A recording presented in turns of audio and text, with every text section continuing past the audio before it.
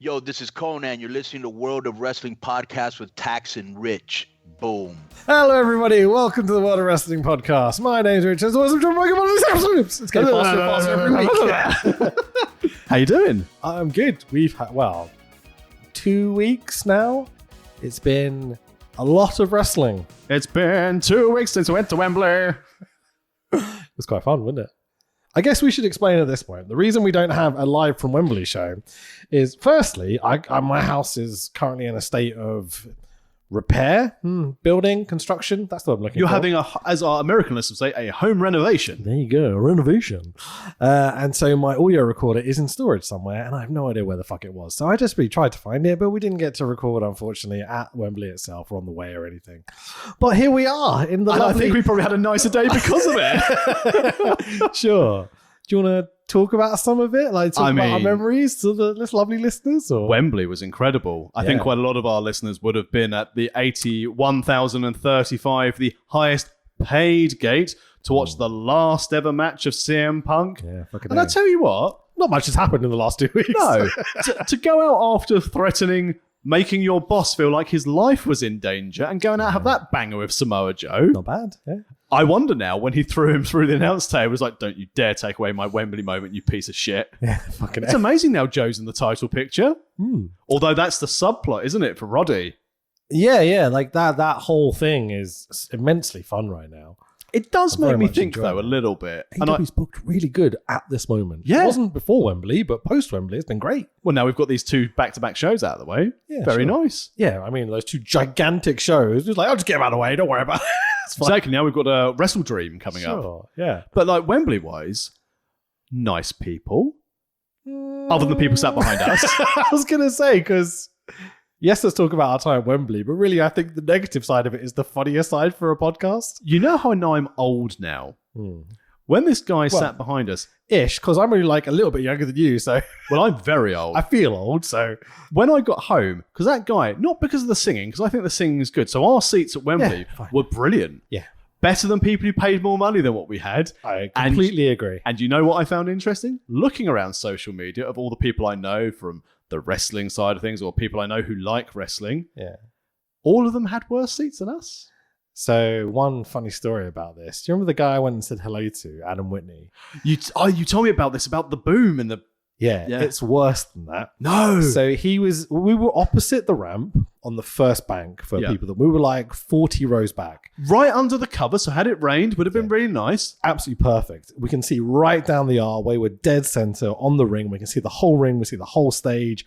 We couldn't see Chris Jericho singing. Oh, what a shame. But we could hear him, and that's all that matters. And you couldn't really see like the top of the stadium. So you can see like pyro at the very top. But apart from that, you can see everything. It was great seats. Yeah. So Adam Whitney was down on the bottom right of us. He was like 7-8 rows up. Yeah. And you'd think that would be banging ideal. seats. Yeah. But the giant jib boom crane thing that was on that side, which, let's face it, they didn't utilize that much on the broadcast either. Not entirely sure it was necessary to fuck off an entire section of your audience, but it is what it is. Yeah, that was literally across the ring for them. So I don't know the entire story because he told it to me while I was at work trying to do work. And I was just like, come on, mate, finish the story. I've got stuff to do. But like, I love him to pieces. Lovely bloke. He went and basically wandered around Wembley trying to find free seats because their seats were so bad. And the Wembley people put them on the floor at the back in the corner. And he was like, fuck this. I didn't pay however much money to not see anything. And so they essentially, with negotiations with staff and all this stuff, ended up jumping seats throughout the entire show. He missed like the first 4 or 5 matches. Really? Just trying to find somewhere for them to sit. Like he had a really horrific time. Like I think he's actually complained to them. Oh, really? Oh, sugar. Because it was that bad. Really? Oh, but man. like, yeah, God, thank God we were like higher up and then we didn't have that issue. Yeah. Because it was pretty bad from his perspective, it seemed. So Only got to do it again next year. Yeah, absolutely. But yeah, so we're saying, so the fans behind us. So to start with, we got there very early. Mm-hmm. I was very excited because initially we thought we had a space empty next to us where I was going to like put my dinner on until we realised it would have cost a kidney and a bank loan to get some tea. Which you dubbed Nacho Chair. Nacho chair. So I was like, that's perfect. And then next to you was a father and son duo. I had a small child next to me, so loads of legroom. It was great. Go on. And then our friends from St. Helens arrived. Well, there's a step before that, which you're missing, because you went to go get a drink, have a pee, whatever it was. And then tons of fun, 400-500 pounds worth of human turned up in front of me. Oh, yes. Because you weren't there. The heel of the show. Yeah, red shirt, heel of the show. Not red shoes, red shirt. Red shirt. It was like 3 rows in front of me, and I'm like, please don't sit in front of me. Please don't sit in front of me. Please don't sit in front of me. Because he was gigantic. I was very happy with who sat in front of us. Oh, yeah, fucking A. We'll get there.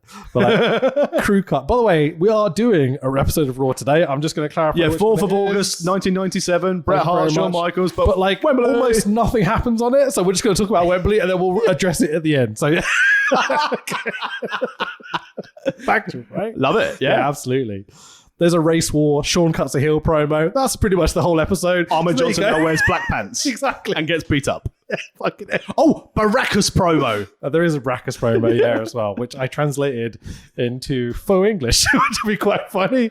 Well, not translated. We'll get to it. Anyway, so 404, he's at least 400 pounds, right? He is Yoko weight. Yeah, like massive. Crew cart, like every cliche under the book you'd imagine. He would be, he's a soft soul. If they talk about him at the pub, he's a nightmare to be around, but he's a soft soul. Yeah, he looks after his wife by beating her regularly. It seems so, because they turn up and he's got like I think it's fair to say my wife probably 5 to 10 years older than him at least. I would suggest. I wonder if it was his mum. I wondered after this, but as they walked in, he was kind of scooting along, trying to get people up. People had to clear out the aisle to get him to get in. Yeah, you know? He was already having a domestic. And so as he got to his seat, he's like going, oh, fucking this and fucking that or whatever. And like he stands up, they swap seats, and he smashes the chairs in front of him with his palm. And it's just like screaming. People are turning around and being like, what the fuck is going on? Like, thankfully, he calmed down a little bit. Well, 14 pints will do that to you. I think we counted. It was literally 14 fucking pints. And like they would be getting up every 2 seconds to go piss or go get. Well, if you drink 14 pints, what do you expect? Fucking hot dogs, or he was vaping the entire fucking show. So you've got like a smoke screen in front of you, like just sit the fuck down and shut up. I can't wait to drop £600 to do hospitality next time. Oh, we're getting a box next time. Yeah, definitely. Like, if you want to get in with us, and we're all going to buy a box together, like a corporate box. Yep. We'll make a Wrestle Talk. What's it called? Not Wrestle Talk. That's my other company. Travel Lodge Live. Travel Lodge Live. We'll be purchasing a box at Wembley in preparation for All In next year. So there we go. I have money set aside genuinely to get a box.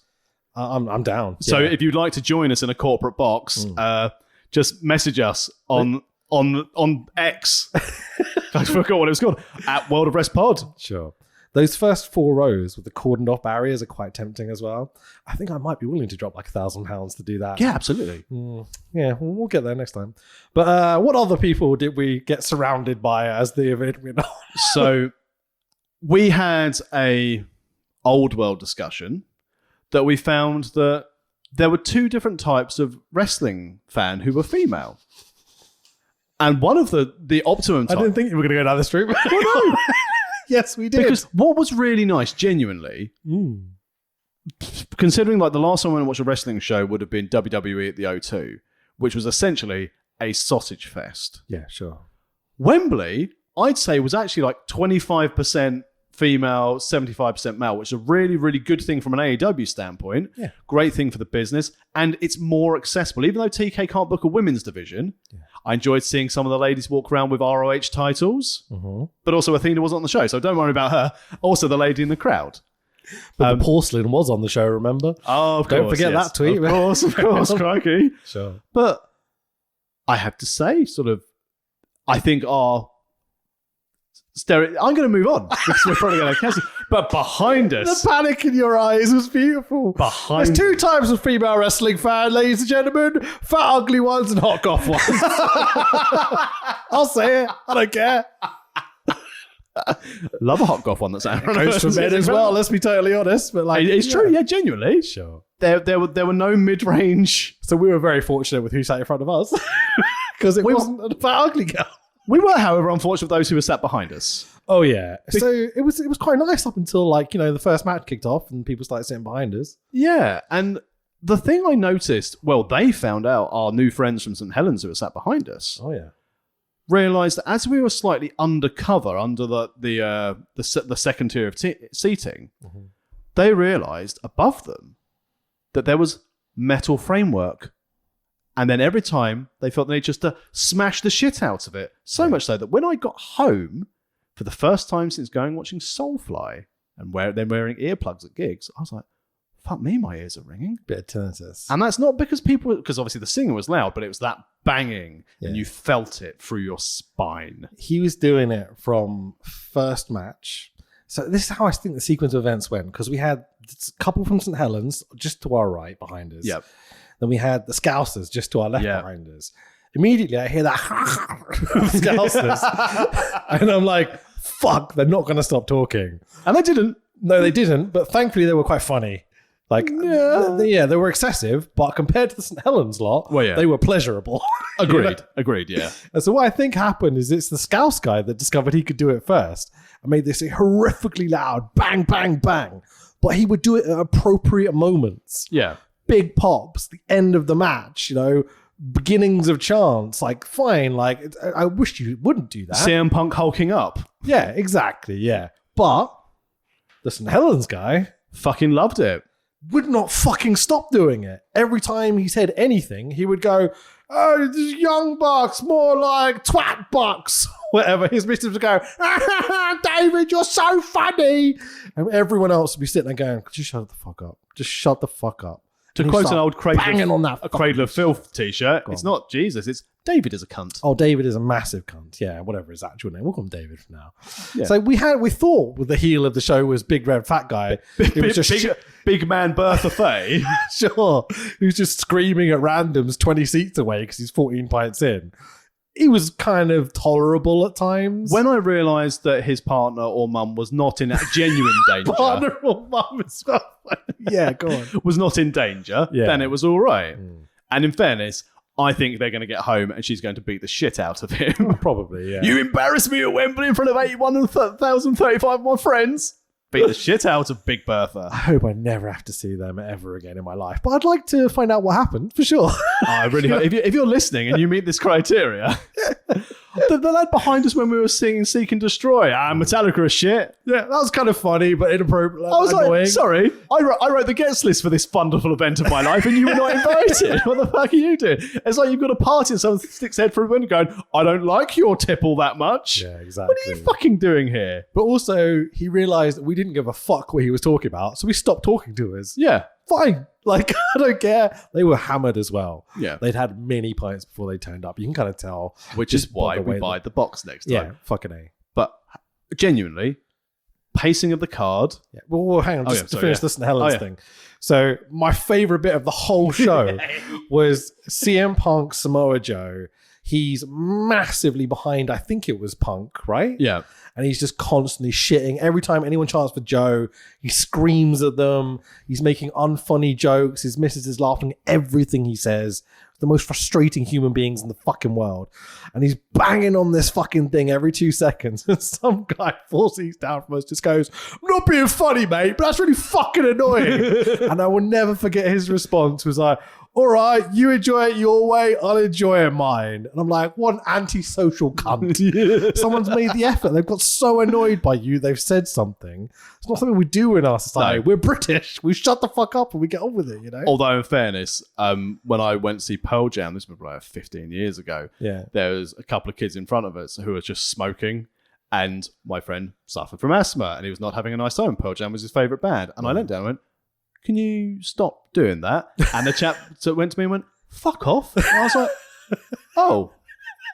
Sorry. And then I was like, okay. I was like, right, well, I'm going to go and get a drink. And as I stood up, I punted him as hard as I physically could in the back of the head. Nice. Good job. And then he threw a pint at me, missed, hit a big lad who was sat behind me, who then climbed over 2 seats of chairs and kicked the shit out of him.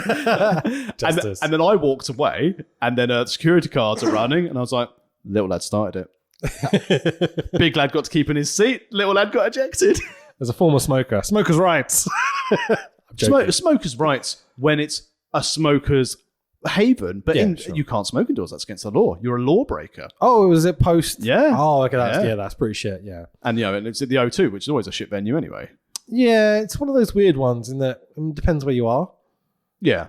I quite like it. I mean, the O2, so it's never great. You just don't like it at all? Maybe it's just because the bands I've seen there have not been ever very any good. Go on. Well, Who have you seen? Pearl Jam. Not my favourite. No. Ever long alive. And then another Pretty hour of accurate noise. depiction.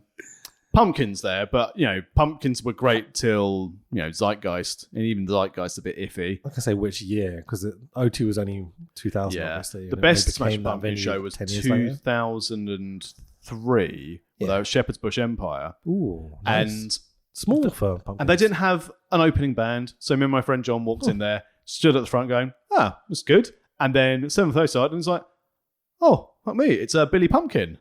Did he play for like 4 hours or something? Or 3 hour set.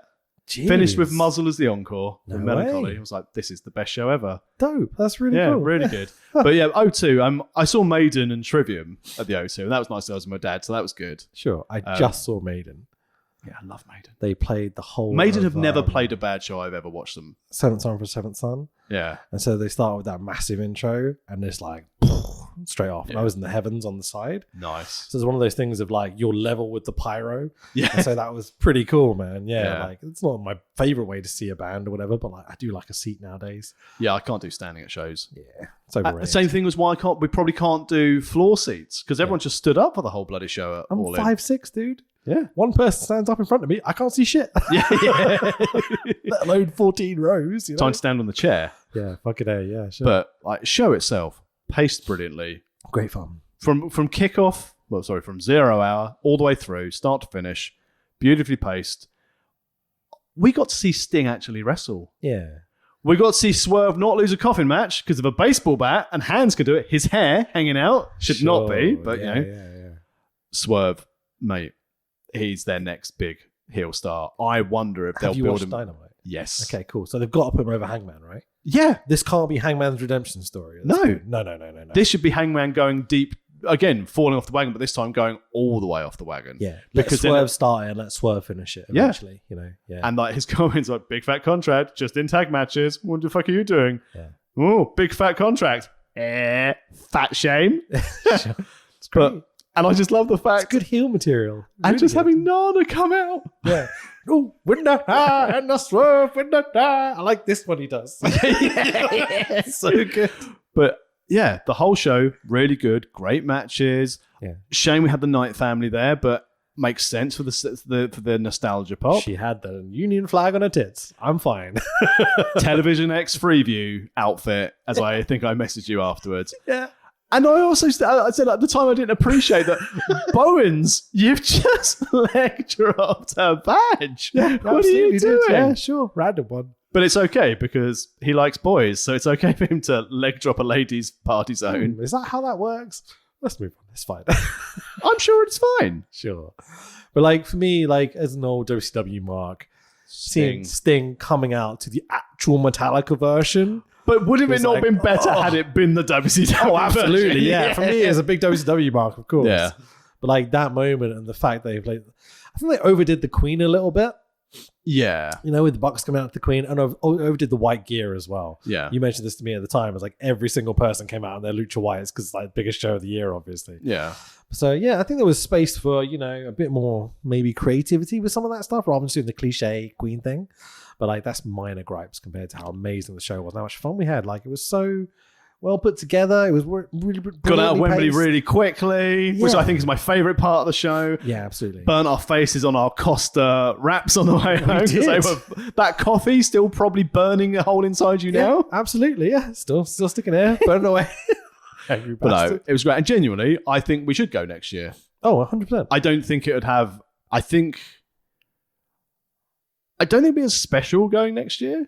Not as special because it's not the first or whatever, but hopefully it'll be better booked so it'll feel Yeah. more special. Great supply of merch. Yeah. I enjoyed seeing I your would work say- colleagues donning football shirts of the All In afterwards. Ollie's 70 quid football shirt or whatever it was. Yeah, sure. He got mocked relentlessly for it. I was like, Guys, come on. He's made millions doing this. Like, I think he can afford a football share from the biggest show of like history. You know, 70 quid on a zip-up hoodie. Yeah, exactly. So I could have gone to Primark and spent £8 on, but I was there and I bought it. I'm wearing what I thought was a really cool t-shirt until I saw the back. It was like, it says I was there in massive letters. And you're like, but it's fine because if you're sat in a chair or driving a car, no one knows. Yeah, sure. And you were there. This is coincidence that I'm wearing this, by the way. It's the only clean t-shirt I had. So it's all good. But yeah, definitely go. But I'm very much with you because you said as we were leaving Wembley, like, you know, on the lead up to this, I was like, I'm really going to get back into this. We're going to go and buy Rev Pro tickets. We're going to go and buy tickets, go and do all the indies. And then we realised fans. Yeah. Seriously, that experience, the first 4 or 5 matches made me never want to go to a wrestling show again. I will go to Wembley, obviously, but I'm not going to Rev Pro. Also, their fucking stream quality is so fucking bad. I will not make a huge point about it. But and we got I don't want to so support close that fucking company, to be honest. to going for a whole show until we got into which match was it where it came out? I think it was. I'm not sure what you're referencing. Oh, Jericho and Ospreay. We'd gone 4 hours into wrestling until one person did this, and then they all fight forever. You cunt! You've ruined it! It was only brief, and not everyone joined in, so I was quite proud of our crowd for being like, fuck that, done. And also, no one during the count was like, 1, 2, to count people. I'm so happy that's dead, because that's something that Progress gave us, and I fucking hate them for it. Yeah. No Marty Scale references on 2 Sweet. Yeah, so really that's good. Well. We killed that off. Like one fall. Yeah. I did that once, I think, at the beginning. Yeah. So I'm returning to you and being like, because you really hate it. Fucking hate it. But like, yeah. Because technically, if it's replicated, it's 2 falls. Sure. Right over my head. Explain that to me. 1 fall, then 1 fall, 1 + 1, 2. Oh, because the crowd is saying 1 fall. Yeah. Also, can they do that, Joey? Can they decide how many falls a match is? No. I'm not sure I follow this logic, but I'm very proud of our crowd in general. When you think about the 90,000+ they probably ended up being, the way they were involved with the show, they cheered the bits that need to be cheered, they booed the bits that need to be booed. You know what I mean? Yeah. I loved Clash at the Castle, but it was very much, we're just here to make songs all night and chant. That London crowd felt like they were there for what was happening in the ring the whole time. Yeah. And I think that's a lot to do with the fact it wasn't just, here's a really cool technical bout. Here's 2 dudes just chopping each other for 90 minutes. You know what I mean? It was, everything had a big story, big moments, big, I don't know, production value, whatever it was. Like talking to neighbor Bill about it, who watched the whole thing. Because it was on ITV4 for free to air TV. So unlucky if you bought it on Fight. Like I did. But you've got a subscription though, don't you? No, you have to buy pay-per-views. Oh. Pay-per-views are cheaper if you have the subscription. Because you've got the credits as well, don't you? So you get a free one. It's like £7 for Fight, and then it's $14.99 rather than $19.99 to buy the show. See, that's that. I always use my credits to buy Triple Mania. Nice. Cool. I don't know if I've built up credits. Is that a thing? You get like 2 credits every month, and I think after a time you buy a pay-per-view with them. But you've got to be careful because I think your credits expire. Okay. So use them or lose them. Well, there's plenty of Triple Manias to buy. Like 10 a year now. Including the most recent one where Psycho Clown got removed from the arena by paramedics. Oh, legitimately or just like? Let's say legitimately, because kayfabe's not dead. Okay, good stuff. Although he hasn't been announced for any other show, so I don't know. What was I saying? Not like Von Wagner. Huh? See what happened to Von Wagner on Tuesday night? No. They killed him off. Really? Bron Breakker killed Von Wagner on NXT. I heard discussion They about cut the camera to black. Controversial NXT line in the office. And I was just like, I don't care. And then Shawn Michaels said, like, I've had to fire Bron Breakker because, for the last 2 years I've been producing these shows on this network. I've been involved in wrestling for 30 years. Never have I felt, Never has anyone killed someone. No, well, they have. Never have I felt so unsafe in the workplace, so I've had to fire Bron Breakker. And if they don't do that story and fucking make fun of Tony Khan, I'll be very disappointed. Amazing. Wow. Oh, I didn't know but, that at all. Yeah, beautiful show. Good crowd. Even the dickheads behind us. Looking back at it, obviously I'm a grumpy old guy. So obviously I'm going to complain about it and we'll pay money to get a box next year and not have as good as seats. Yeah, sure. I was immensely impressed with Wembley in general. Yeah. Security, great. Food, drinks, easy accessible, free water. Yeah. Et cetera, et cetera. Really, really impressed with that.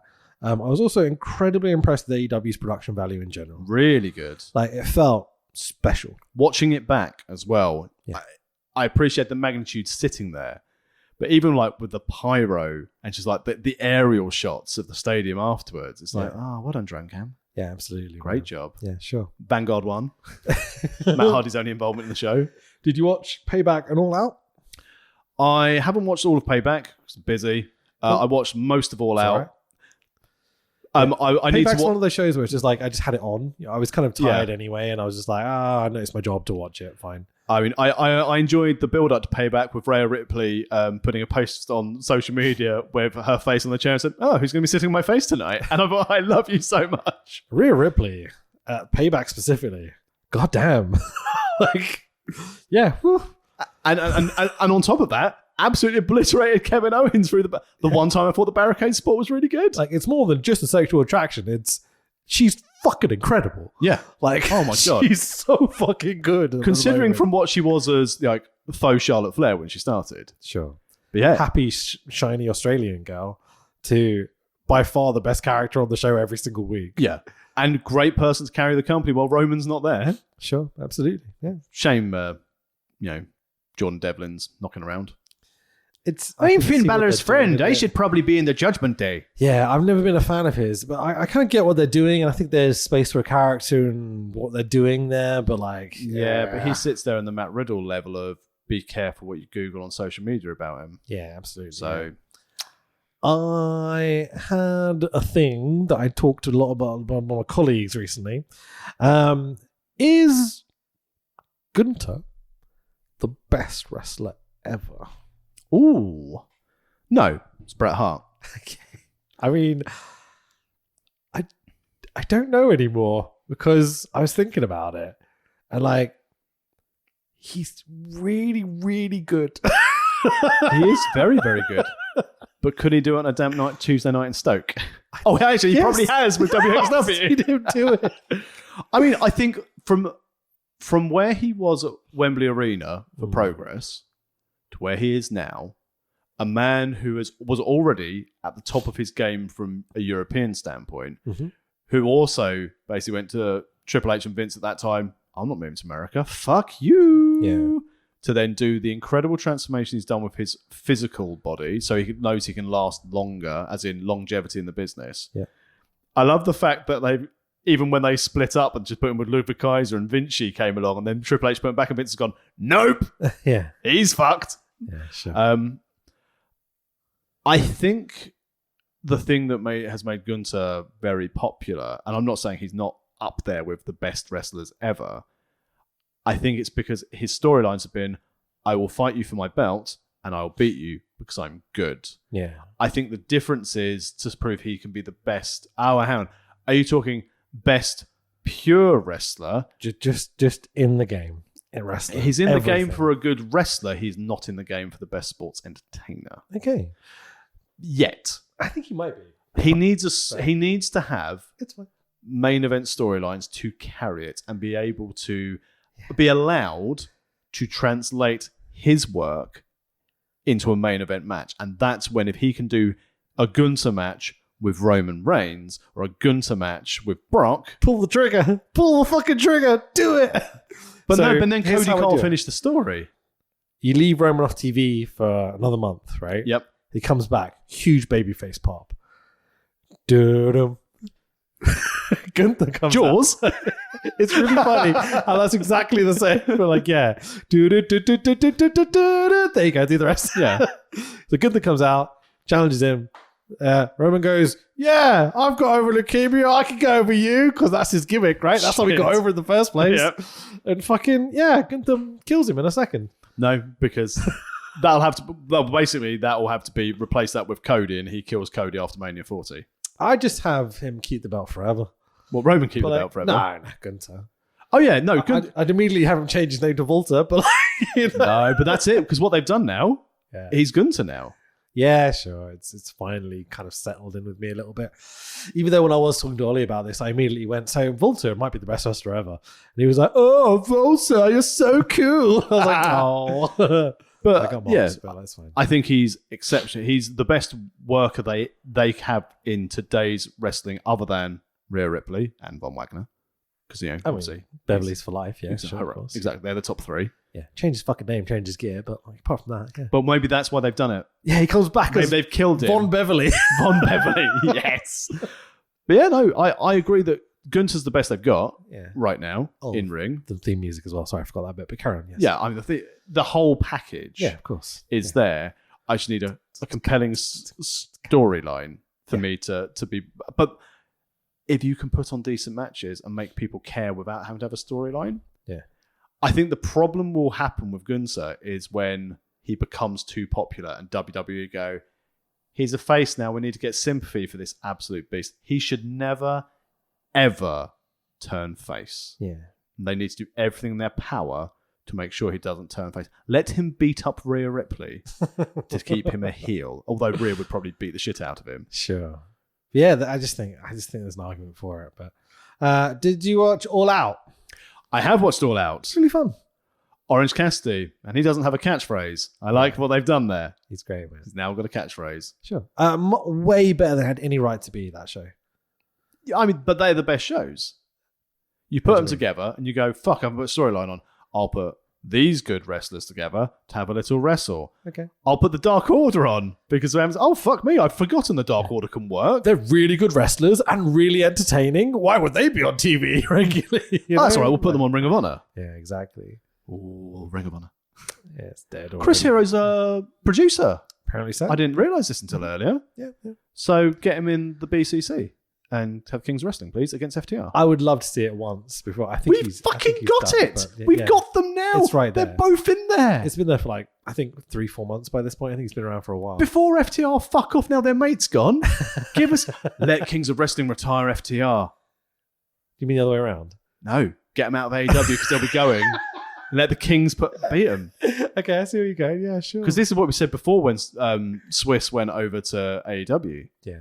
Give me Kings of Wrestling versus FTR. That's money. Yeah, better than the no fucking selling Young Bucks in front of 8,000 people. Oh, I've got 8,000 people. I'll just do this big punch. Yeah. Watching it back, I actually agree with you as well on the Young Bucks stuff because we talked a little bit about it post-match and why the Young Bucks really didn't work. No, something because about that stadium, it just didn't work. And you turned to me and you explained. Yeah, because they don't overemphasize their moves. Yeah.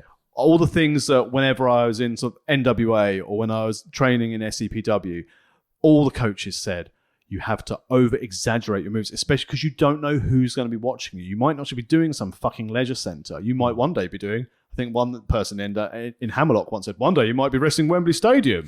Whoa, and, do that. And everyone was like, oh, fuck that. But it was always a case of you overemphasize everything. And the Bucks, like with their strikes, it's like they're working PWG. And that's not a knock on PWG, but at PWG, in the old arena before they tore it down, of course, yeah. You could see everything from anywhere in that building. Yeah. You and I, we would have to watch the video screen.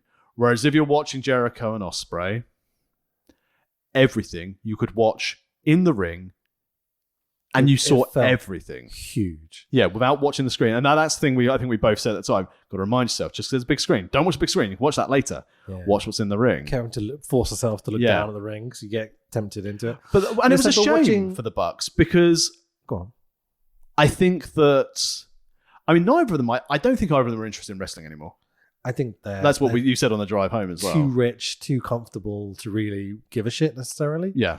And then they've got new contracts and their problem has now been removed from the company. I think their legacy does mean something to them, but I'm not sure they're really actually that friendly with FTR. Like, really, you know? Well, especially not with the Punk thing. And everything. Yeah, divide and conquer. There's a genuine bit of heat there. I think they're professional enough to be able to work. Well, they did. The match itself was passable. The last 20% was incredible.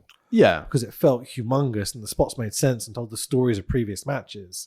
But the spots were huge. Yeah, and it was the 80% before where everything FTR did felt impactful and important and stadium worthy, I think is the best way I can put it.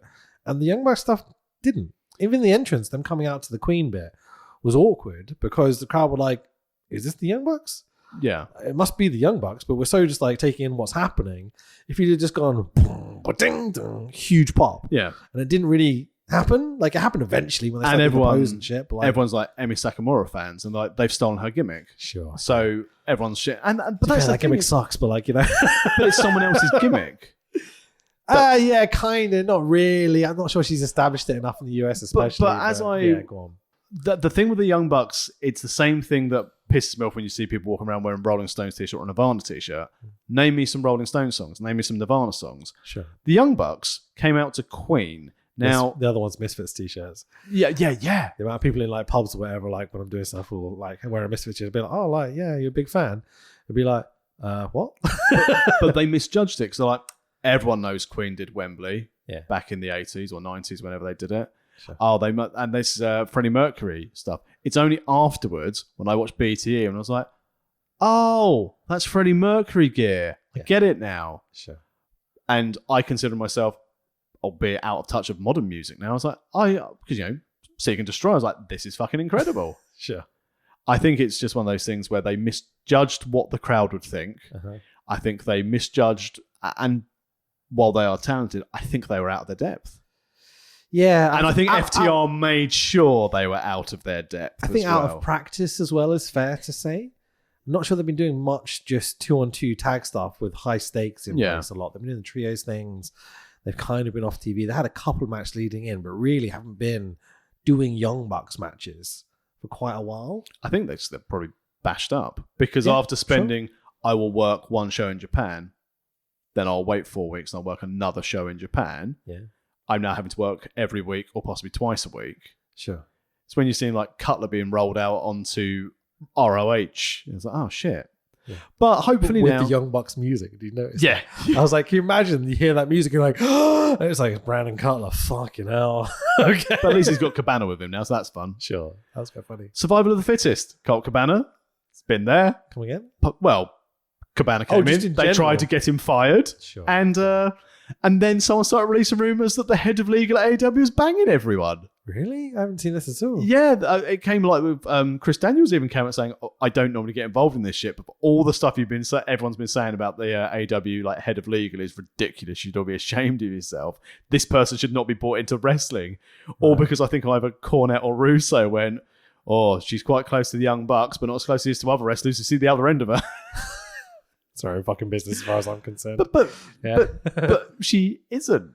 She's just some woman who works in legal. All right. Okay. And because Tony Khan, because obviously what's happened is head of legal has written, I've got him fired for cause. Right. And everyone's like, all the CM Punk fans like, MAGA's fucking all the wrestlers because she's head of legal.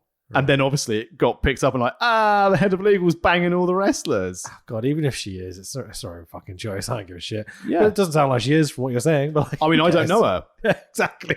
I mean, I know I work in a legal team now, which is ridiculous. But I can tell you, none of those lawyers are banging wrestlers that I'm aware of. Is your job more legal now? I now work in the legal team. I didn't know this. Did you tell me last time? Is this a thing? No, because to be fair, I don't think the legal... I mean, I look around and go, look at you. Oxbridge educated. Look at you. Oh, you went to Eton, did you? I went to Pizza Hut and you also went to Cambridge. Fantastic. A lot of educational backgrounds. Oh, that's great. I'm going to use that next time, even though I didn't go to Pizza Hut. Yeah, that's fucking funny. Oh, but yeah, so we've had that. We've had Punk being fired for cause. Yeah, sure. I think that's really good for wrestling because it now means Rumble season. It's going to get exciting again, and your boss will be very excited that he might turn up. Yeah, I don't think it's ever going to happen. I think it will. Nah. They can't help themselves. I think he holds too much of a grudge. I think he's too much of a problem backstage. And now the Endeavor UFC hybrid. Yeah. Because he was so successful there. Hey, Mickey Gall is an elite fighter. Who spanked CM Punk. Yeah. Sure. And what was he like, Mike Johnson? I don't know. Not like from Pro Wrestling Insider, but the other UFC fighter. It was like a 1-on-4 fighter, but he was a trained fighter, so obviously beat the shit out of CM Punk. It's amazing what a bit of training can do. You know? So, I can't fucking talk, but like, you know. Punk's gone, but AEW, like the booking of Dynamite last night was great. I really enjoyed that. Delightful. I watched it before coming over here. I definitely didn't spend my entire workday watching wrestling. It technically is your job to do something watching wrestling, just sometimes probably watching the edits you do. Yeah, I'm not sure my job is watching 2 hours worth of 97 Raw and then another 2 hours. Wrong. You're researching editing techniques. Don't listen to this shit. It's fine. Shall we talk about Raw 97? Yeah, right. How long have we gone already? 40 minutes. 40 minutes. Okay, right. We'll smash through it. It's fine. Do you want to know what's happening in WCW at this time? Do I? Yeah, go on. Our champs are Hogan with the big gold belt, the real world's champion with the US title, JWF, JARREWT. Fuck yeah. Fuck you, Grado. Tag champs, Outsiders, TV champ, Ultimo Dragon, and Cruiser. The Wunderkind, Nice. Alex Wright. He won the Cruiser belt? Yeah. I do not remember that at all. 97, so it's just before I started watching WCW. This was the 100th episode of Nitro. Great. I bet it's fucking awful. The first ever 3-hour Nitro. Oh, no. Oh, no, indeed. So, let me get my notes. So, hour number Wait, one. hang on. 98 is not 3 hours. Or No. was it? I think it started 3 hours around this It time. always started before Raw. Maybe it was. Go on, carry on. Yeah. First ever 3-hour edition. Which will be main evented by Hogan defending his belt against Luger. Let me guess. Did this end in disqualification by any chance? I'll get there. And an NWO run-in? I'll get there. Hour one. Tanay Zabisco and Shivani on commentary. Fucking A. Nitro Girls! Hey! No Heenan? Not yet, 'cause that's only hour one. Oh, yeah, of course. Yeah, go on. Kurt Hennig versus Mortis with Vandenberg in his corner. Awful. Perfect Plex wins after 3.5 minutes. Good. Video package showing the transformation of Sting over the past year. And can JJ Dillon get a deal to bring him back tonight on episode 100? It's exciting. Spoilers, it doesn't happen. Malenko and Jarrett with Deborah against Hector and Cuntface Guerrero Jr. Started good, got worse, yeah. Yeah, not brilliant. Lasted for just under 5 minutes. And Jeff Jarrett and Malenko had chemistry. Oh, how exciting. Gene Oakland's with Raven. And they talk about Stevie Richards. And this is when Stevie Richards keeps coming saying, give me a contract. And Raven going, fuck off. Sure. So I've got that. Did you know you could take part in a Nitro party, send in your videos, get your girls out? Girls, the figurative, or? Why not? Okay. The Giant versus Joey Maggs, Lenny Lane, and Scott D'Amore. Nice. The Giant wins after 1 minute 35 seconds. What beating a all three. surprise. And Randy, then Savage comes out with Elizabeth and baits the Giant. Oh, I'm going to fight you, Giant. Nice. Luger has a highlight video of people in a torture rack going, I'm going to torture you. Cool. Public Enemy versus Danger. High voltage. High voltage. Who are...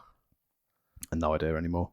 I can't remember who high voltage. Rage and Chaos, who are in High Voltage. I can't remember. Chaos with a K, AOS, by the way. Chaos. Oh, fucking hell, okay. Public Enemy win with a roll up after Cool. 5 minutes. They would have done a cool dance. Hey! Speaking of oh. dancing, good timing. It's almost like you know what happened. Alex Wright comes out and dances with Nitro Girls. Let's go. And Chris Jericho gets angry about it. and then after this, Jericho getting angry, it's Alex Wright defending his belt against Scotty Riggs. Scotty Riggs wins. Wright wins with a dropkick. Hour number two. Tanay, Shivani, Bobby Heenan. Cool. We start off with everyone's favorite murder-suicide killer versus X-Pac. 6. Right. Jeff Jarrett attacks Benoit for the DQ. So Benoit wins by DQ after 4 minutes. I was going to say over under 5 minutes. Yep. Okay, go on. Then we have more Nitro Girls. Mhm. Then we've got Booker T with Stevie Ray versus Vincent. Hang on. So Booker T versus Vincent. Yeah, with Stevie Ray in his corner. Right. I thought you meant the Harlem Heat versus Vincent. Be Oh, like, no. did they massacre him? Ready for an interesting stat? Massacres multiple people, isn't it? Anyway, sorry. We're go on. currently in August 1997. This is the first time that Vincent/Virgil has wrestled on Monday Night TV since 1994. Yeah, sounds right. So he's done well. And he died in 49 seconds. Ah, jeez. Wraith versus the Barbarian. Bet that was fun. Death penalty for the win for the Barbarian. Happy days. Cool. But how would I know? But then I got it wrong. So the Barbarian lost. Okay. And then he's getting a beat down by Vandenberg and Wraith. But who comes to make the save? Hey, Meng. Oh, nice. Meng comes out to make the save. So You we're can booking Wrath versus Scott Hall. No, Meng. Oh. Meng and the Barbarian. Oh. I'm getting very confused. Go on. Oh. There we go. Sorry, just a joke on the podcast for like 6 years. Sorry, mate. Go on, carry on. Then there's a lot of But the joke is that they're the same. So when you say one, I don't know which one it is. Meng is Haku. Yeah. Hey, Meng. Guess what? Nitro Girls. Yes. Then we have the match of the night. Sorry. Genuinely. Still laughing about the Meng thing. Go on. Yeah, carry on. Psychosis versus Conan. Nice. That was fun. And Psychosis was accompanied Well, by... Conan in 97. Yeah, less good, but still. Yeah. And he hits a Tequila Sunrise after 1 minute 48 seconds. Do you want to say that? Do you want to say that again? Tequila Sunrise, yes. And the win for what in 1 minute 48 seconds. 1 minute and 48. Are you a minority? Do you wrestle for WCW? Like, fucking Wait a hell. minute, you're not a woman. You can't dance in this cage. Yeah, fucking hell. But don't worry, if you thought that wasn't bad, it was again, we're still keeping Lucha, Glacier and Ernest Miller versus Silver King and Damien. Random. Would you like to have an over-under on how long this tag match was? God, it's a tag match. Realistically, under 2 minutes. 3 minutes 25 seconds. Oh, pretty good. And it was a flying roundhouse from Miller to Damien. That's right. Ernest Miller and Glacier beat Silver King and Damien for the win. Before we go into the third hour, Bischoff brings out JJ Dillon, tells him that the Giant, tells him to tell the Giant if he lays a finger on him, the Giant's going to go fucking mental. I believe that's a quote. Brilliant. And he's not going to sue Larry Zbyszko. However, he's going to kick him right between the eyes. JJ Dillon feels that Larry Zbyszko heard him loud and clear and just laughs it off as we head to the back. Tony Schiavone finishes the segment by going, weird. Lovely. Brilliant. Thanks, Tony. We're in hour 3. Oh, for God's sake, I forgot there was a third hour. I deliberately elonged this for 3 hours to show how painful this episode was to watch. Yeah, sure. Because I watched this one. The podcast is only so long. I mean, it's more than that happened on this show than it did on Nitro, on Raw. Hour 3, same commentary team. Yeah. We start off with DDP versus Ric Flair. Bet that was fun. Great match. Under 5 minutes? Flair gets DQ'd because of Henning getting involved. 7 minutes 33 seconds. Lovely. Then Los Villanos versus Hector Garza and Lizmark Jr. Lizmark, I believe, is our former Prime Minister. Yeah, sure. In under 5 minutes. Win for Los Villanos. More Nitro Girls. Main event time! Hogan versus Luger. Lots of false finishes. Big boot, 1, 2. No! Leg drop, 1, 2. No! Kicks out the leg drop. A second leg drop misses, and Luger hulks up. Torture rack. Luger wins the WCW it's that title. one where Hogan actually, Yeah. Sure. Wasn't there some bullshit involved? No.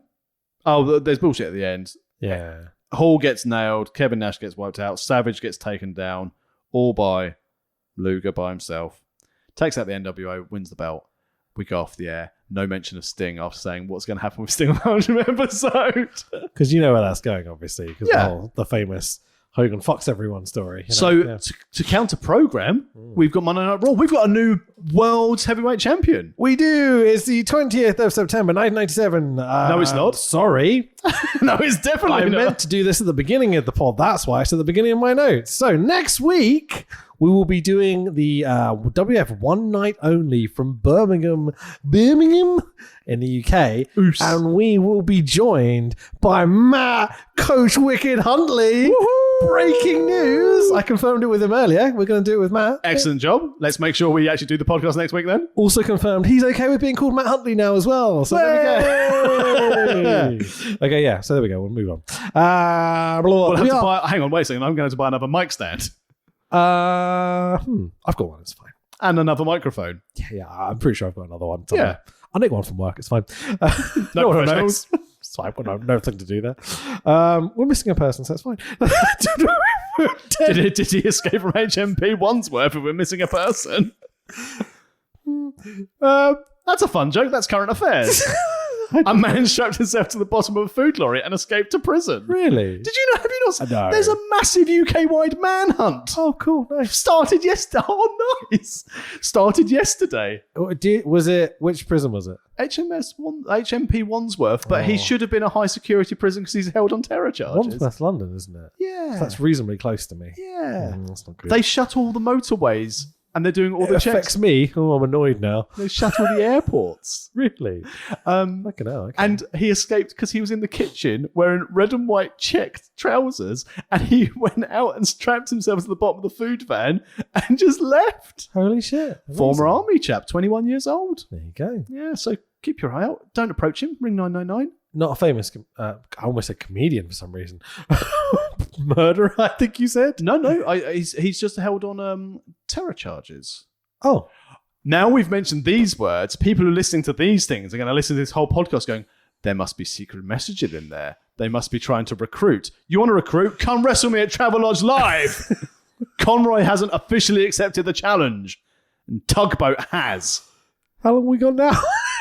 Let's do Raw. It's fine. There's nothing on. It's fine. Right, WWF Raw is War number 221 from the 4th of August, 1997. We are in Bethlehem, Pennsylvania. The shit one, not the, Oh, little the Stabler Arena? Yeah, why not? Cool. With 4,665 people. Not 90,000 bad, people. Yeah, 90,000 million people. They're a TV rating of 2.7. Let's move on. Although there are some commentators tonight, but I can't fucking hear them because the audio mix is horrific on this fucking It's show. really not good, is it? I had to swap the headphones thinking I'd be able to hear them better. Nope, still couldn't fucking hear them. On the subject of commentary, and I know we're going to answer because I watched it on the network. Yeah, me too. Something's happened on my app on my TV. So it said, "Oh, you must download the updated version of WWE app." I was like, "Okay, so this one doesn't work anymore." Downloaded it. I know I've said I've put it on it in the past. It now defaults to Spanish commentary. Oh, nice. And even if because I keep forgetting, and especially I can tell it's not going well when it starts saying the then now forever because it goes then. What's going on? I know they translate all those bits as well. Yeah, it does. Oh, that's great. So, yes, for some reason, my network defaults to Spanish now. So thank you, Hugo Savanovic and Carlos Cabrera for joining me today for Monday Night Raw. I guess it depends whether it's a good thing or a bad thing or what era of Raw you're watching. Evidently now, when I couldn't hear the commentary, Spanish commentary was a delight to be dubbed over. Oh, okay. Could you actually hear the Spanish commentary on this Yes, one? because it's very badly dubbed over. Oh, there we go. So, yeah, I did swap to headphones, as I said. Couldn't fucking hear shit, but that's what it is. Cue the sirens! People running out of a warehouse! Ahmed kicks a bin! Austin walks to a nuclear explosion! Too much time and not enough scotch! Well, her got my dong in your eye!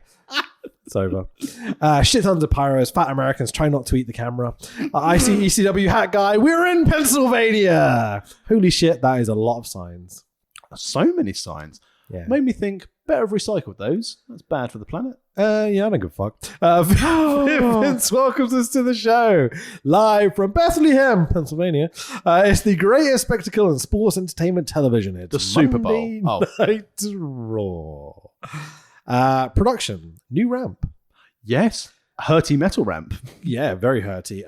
Nice kind of transparent bits on it with coloured lights. Yeah. Coloured lights all around the arena. We've got big red curtains either side of the Tron thing as well. And this one was live, not pre-recorded, because we're now in live every week era. We're not live Cool. one, tape one, isn't it? I hadn't really realised because I'm just assuming most of them are live, but And all the dates also- have been the same. It's interesting that they've now upped their production game because they knew Nitro was doing episode 100.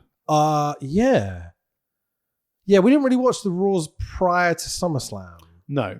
because it was like, there's not much Brett and Shawn. But no one stuff. else is going to watch it, so they changed to compete with Nitro. That's what I've heard. As a good wrestling journalist, I can tell you, that's fact. Cool. Also, 90% sure the resolution has improved. Maybe new cameras and such because it looked really crisp. Yeah. Or someone decided to clean the lens. Well, yeah, maybe. It's 97. There wasn't Sonny's much attention spapping detail. all over. It's just sweat and like HGH everywhere. Guitar squeal. Here comes the world heavyweight champion Bret Hart and the Hart Foundation. JR is in the ring to interview the champ. Without Jim Neidhart. Yes, Jim's been missing a couple of weeks now. He wasn't on the pay-per-view either. No. Has he gone? No, I don't think he's gone at this stage, has he? No, I think he's probably in the back doing some crack, to be totally honest. we'll see if he comes back, because I think he Yeah. does. And there's obviously post Brett leaving, there's some gym stuff as well. Yeah. Remember the DX thing where they, Yeah. So I'm not sure. I'm not sure what's happening with Who knows? Jim. I'm going to play some of Brett's promo. Don't it make you smile? Huh? They say you're supposed to suffer for your crimes. Well, if you're not suffering, maybe it wasn't a crime. You know, I went in there last night and proved what I've been saying for the longest time, that I am the best there is, the best there was, and plain and simply the best that there ever will be. And I proved it against all odds, against a man from the dark side, a man that's from the devil and death and despair. I proved it with a referee that was against me all along, and he favored the other guy throughout the entire match. You know, I stuck to the letter of the word of the whole agreement. I stuck to my word. But what I can see so far is that the World Wrestling Federation, they're not sticking to their word. They said that if Shawn Michaels showed any kind of favoritism, that he would never, ever wrestle in the United States of America again. Now,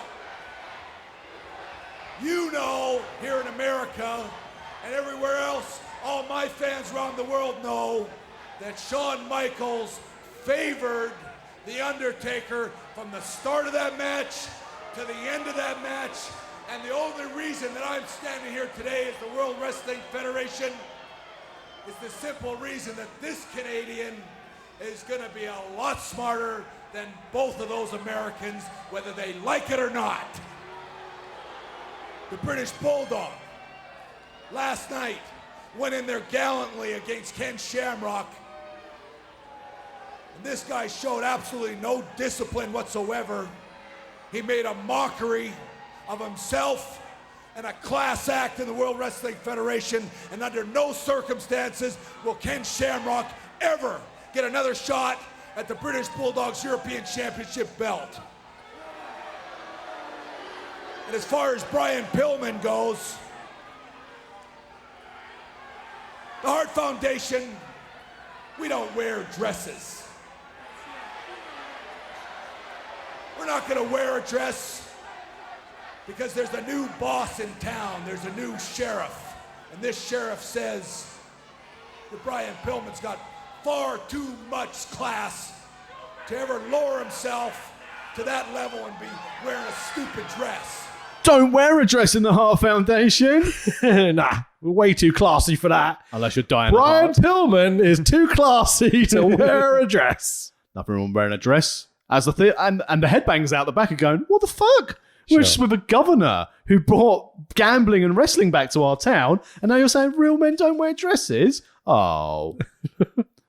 Brett said something about suffering and crimes or something. I didn't quite understand what he was saying.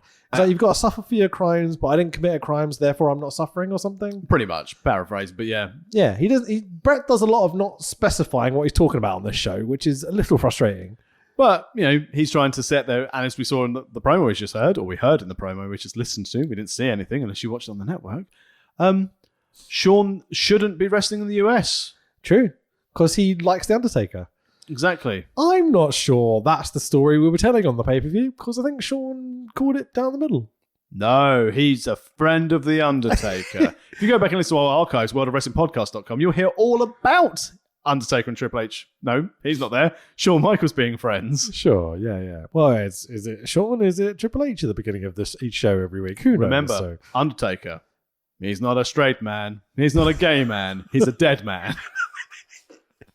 He's definitely not androgynous. He's not androgynous. Brett shits on everyone. Brett calls out Shawn for showing favoritism, as we talked about. JR tells us that Brett will be wrestling the Patriot, who previously beat Brett with Shawn Michaels' interference. That's specified. Good old Del Wilkes. Brett buries Del Wilkes. You mean nothing to me, to quote Brett. Fair enough. Yeah.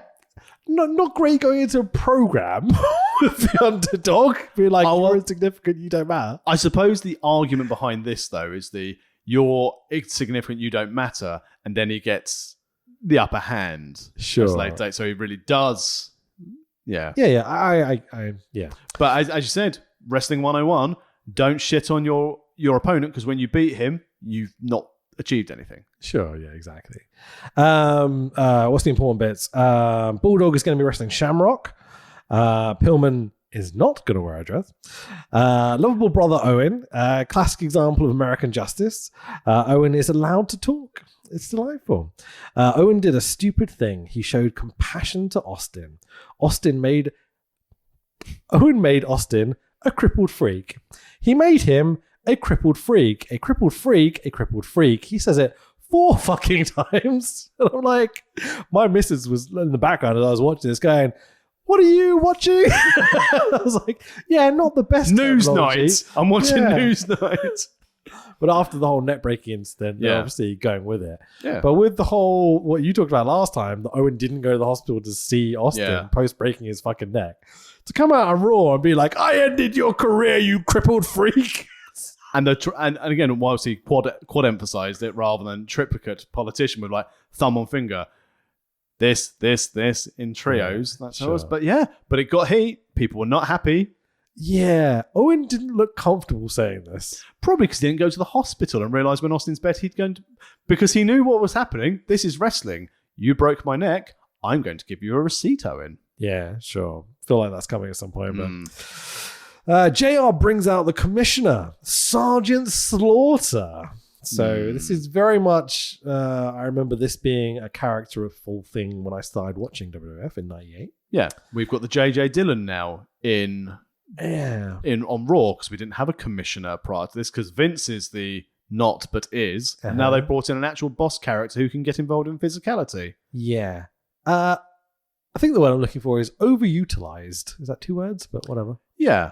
But also, later we get to find his old brother from the stable of Iraq. Oh, no, it's Kama Mustafa, not Colonel Mustafa. I thought you were talking about the other one, but like... yeah. But Sergeant Slaughter comes out to the WrestleMania music. Do, do, do, do, do, do. 93 to have a WrestleMania. We paid the royalties. It's like, doesn't he have his own music? Not anymore. He's a commissioner now. Which leads me to... Whoa! Sergeant Slaughter! Nailed it. Absolutely nailed it. It's really stupid. Sarge has a secret for Brett. Brett isn't the new sheriff. I'm going to give your pink a black attack. Sure. The gimmick is Slaughter's the sheriff in town, not Brett, because Brett's trying to settle the rules. Yeah. This person's going to wrestle this, blah, blah, blah. Pillman will wear a dress, etc., etc. Glass smash. Austin walks out to the ramp holding a neck brace in his hand. Vince is going wild on commentary, but I can't fucking hear a single thing he's saying. Chris Waddle. It's gotcha. Nimble cumulus. If you don't get the joke, just fuck off. Watch the Fast Show. It's great. Austin's broken neck. Don't mean a damn thing to him. Are you sure about that? Because you got a broken neck, mate. A broken fucking neck. Pretty sure medical professionals would be advising you to retire until AEW starts up and then you can wrestle again. What the fuck is he doing on TV? Well, in fairness, he hasn't got a broken neck. He's got fucking does. He's got a bruised spine. What's the spinal shock syndrome? I think is what they call it later. Anyway, which is also a great name for a band. Spinal shock syndrome. It's a bit like spine shank. Oh yeah. Okay. But I think spinal shock would be like the new Steel Panther. It's almost like spine shank electric eel shock. Oh, you bastard! Is that racist? No, because that's the song they sing. They even had a t-shirt when I saw that said, you bastard. I think it's funny just to be like, is that racist? When I definitely know it isn't. It's fine. When I bumped into the singer from Electric Eel Shock after someone had vomited on my arm because they were supporting Bloodhound Gang. No shit. And he was like, you okay? And I was like, someone's been sick on my arm. And he went, oh shit, you come drink with us? And I was like, all right. Amazing. I only drink Pepsi or Coca-Cola. Yeah, fine. So I got to hang out with Electric Eel Shock, which was lovely. Cool. Were they nice? They had finished with obviously, because they think that English people only want to hear them say this at the end, as I said goodbye. I said, oh, Stuart, You bastard. I was like, thank you very much. Oh, that's awesome, man. That's a cool story. The bottom line is Owen's a loser. It's genetic. Hey, in your face, Brett. And Austin, by the big, brave face he is, just kind of slinks off to the back. He's got a broken neck. Spinal shock, heel shock treatment. Tonight we will have Chains versus Ahmed. Sean will be here. And Shamrock versus Karma. Not as in Karma from like Awesome Kong fame. Karma as in the ultimate fighting machine. Yeah. He doesn't have his last name yet, apparently. Papa Mustafa. Papa Mustafa. I like that, yeah. Because Papa Shango. Yeah. Is it Papa Shingo? Shango. Shango. Yeah. S-A-A. Yeah, not to be confused with Shingo. Yeah, that's what. Sorry, man. On the plus point, though, if Shingo starts doing the gimmick, Papa Shingo, that'd be amazing. I'll put a bus in the seats. And Nation of Domination backstage promo. Farukip shouts out DOA Los Barricas, as he calls them. And he literally goes, Los Barricas, whatever you call them. And I'm like, oh, God, get your shit in. There will be a street fights or something at Ground Zero, I think he says. Yeah, because we're going all factions, aren't we? Because we're having gang warfare. Which is also known as Race War. The scene in Anchorman where all the news crews get together, and that's where Vince has gone, yes, I'm going to have all these news crews wrestling in my ring. Fucking A. Have you seen the episode of South Park where Cartman walks around trying to incite a race war? No. It's amazing. He's just like, taking the one black and the one guy and be like, oh, he said this about you, and just shouts race war around him. It's so funny. Ahmed cuts... Agent Bear! He can't talk for shit. But this might be his best line he's ever talked, because he's in, by the way, Ahmed's part of the Nation, in case you hadn't picked this up. Yeah, we picked this up on SummerSlam. Cool. He's got his black trunks with his little African colours and such now, and he's fully invested. He says, you can take the boy out the hood, but you can't take the hood out the boy. Or Pat Patterson.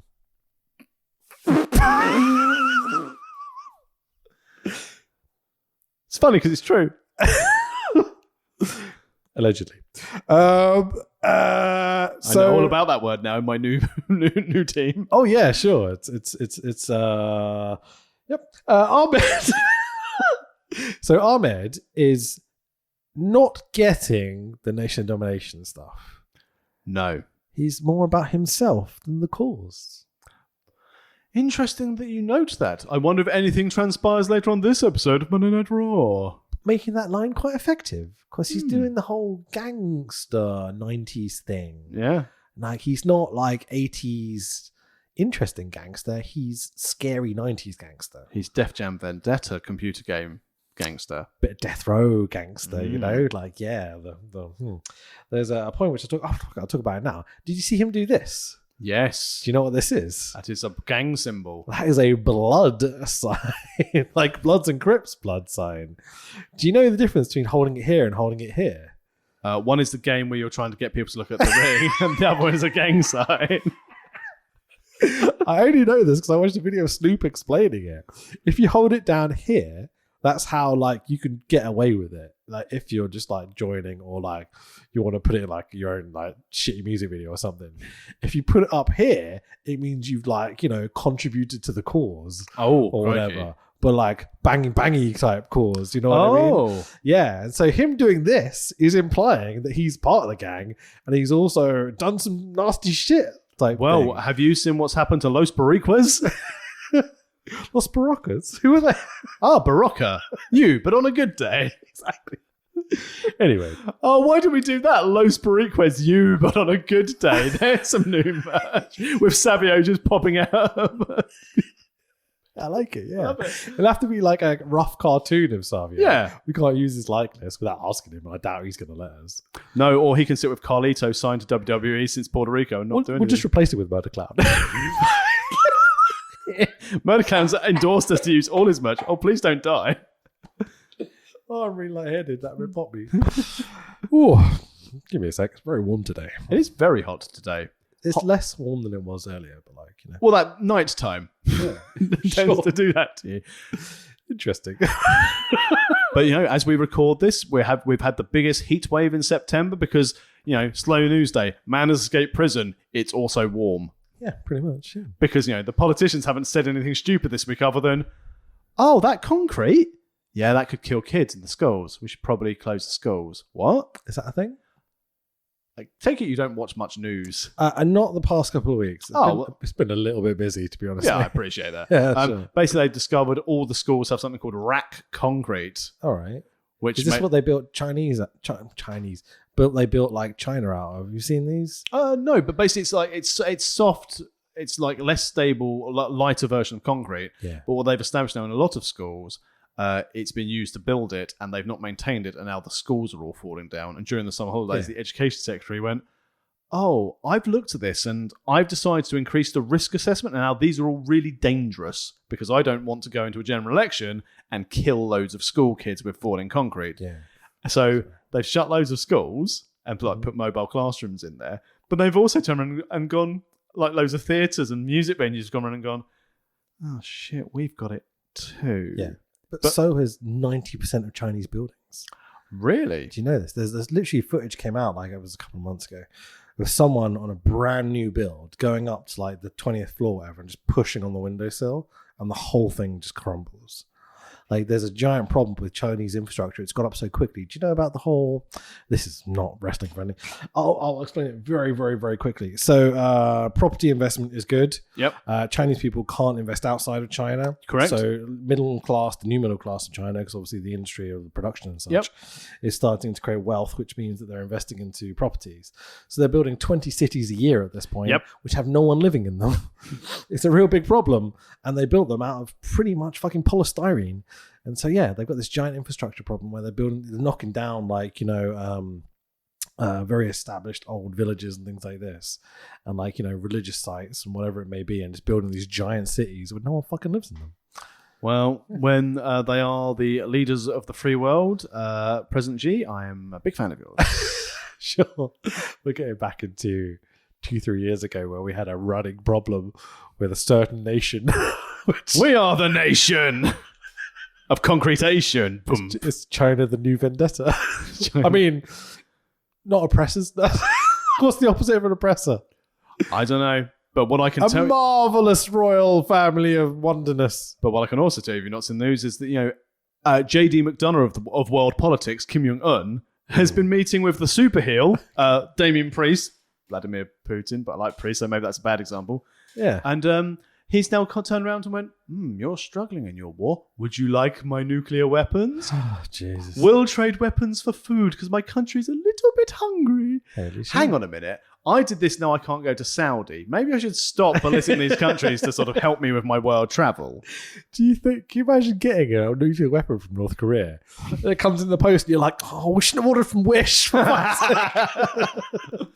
Vlad will just eat it for breakfast. Yeah, Fucking sure. hell. Well, we've got it now. Vlad's sitting there with 90-foot tall proper nukes. He gets the one from North Korea in the post, be like, it's made of polystyrene, for fuck's sake. China!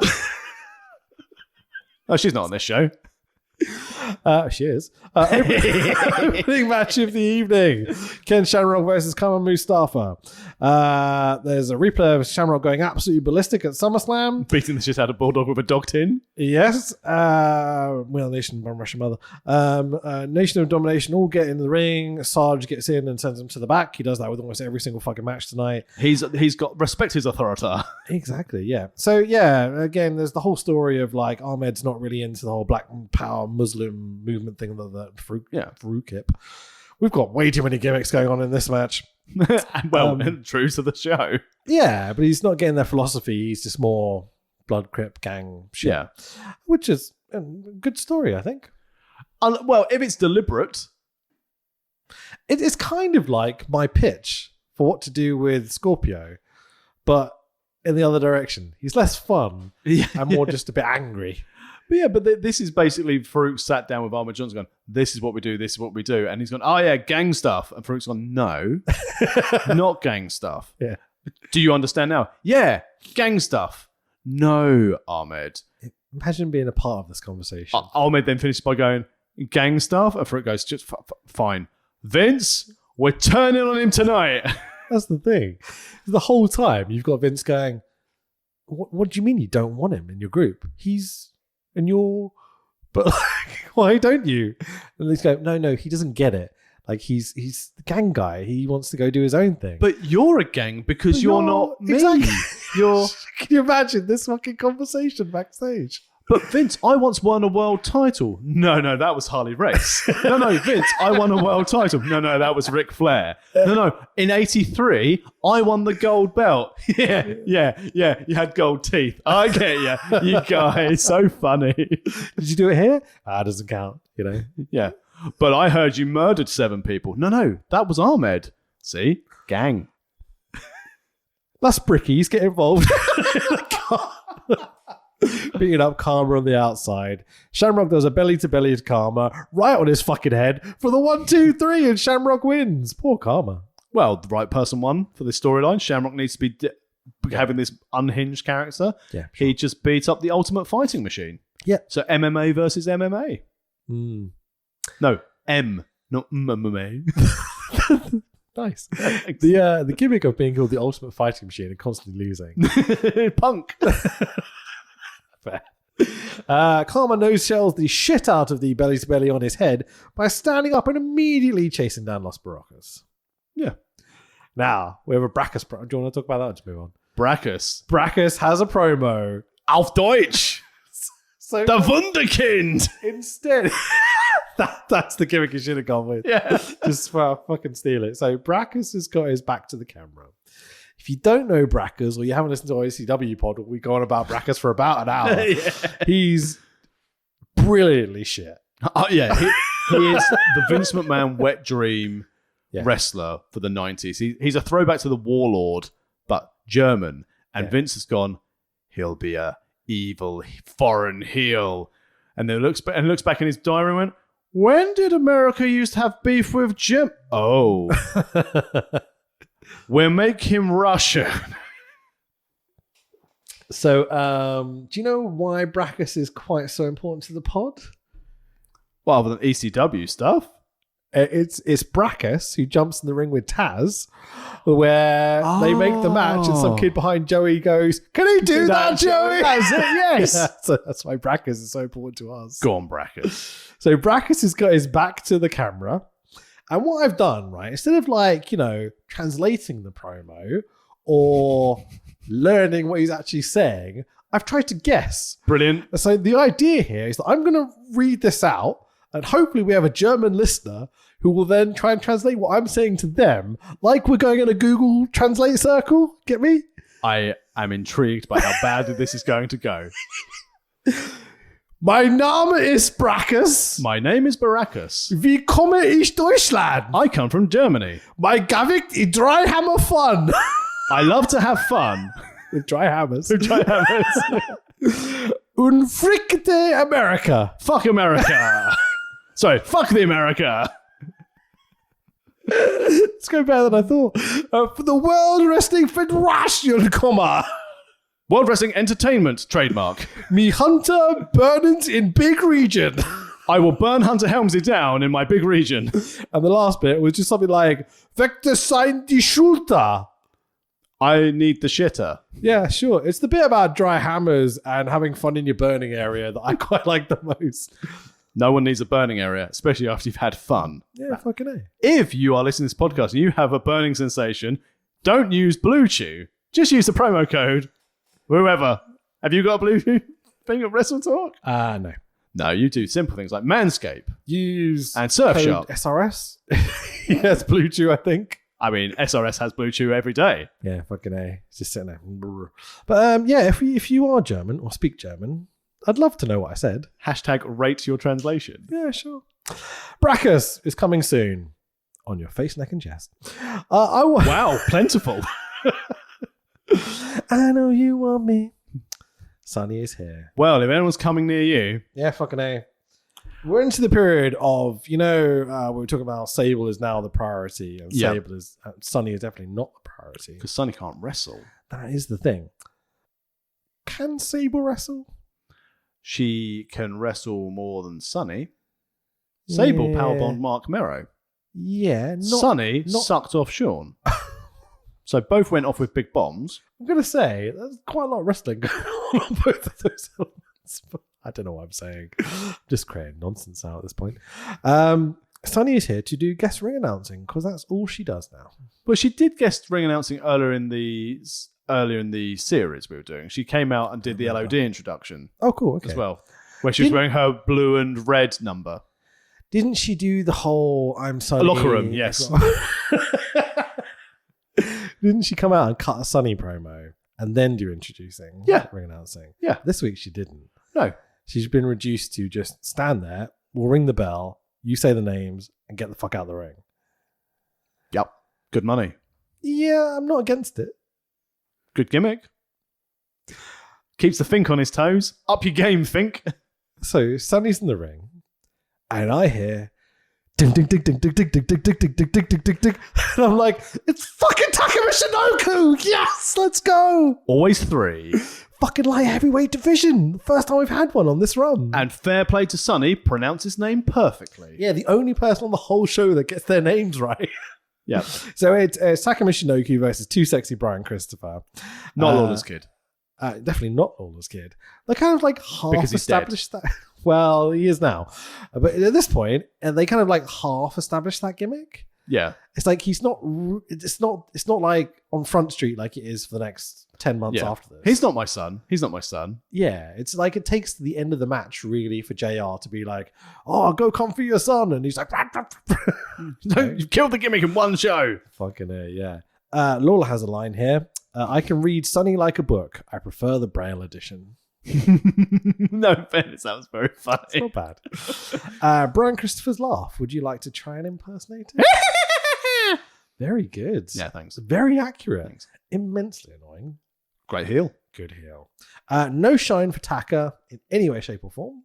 Foreign, doesn't need it. Probably going to be heel soon. Factual.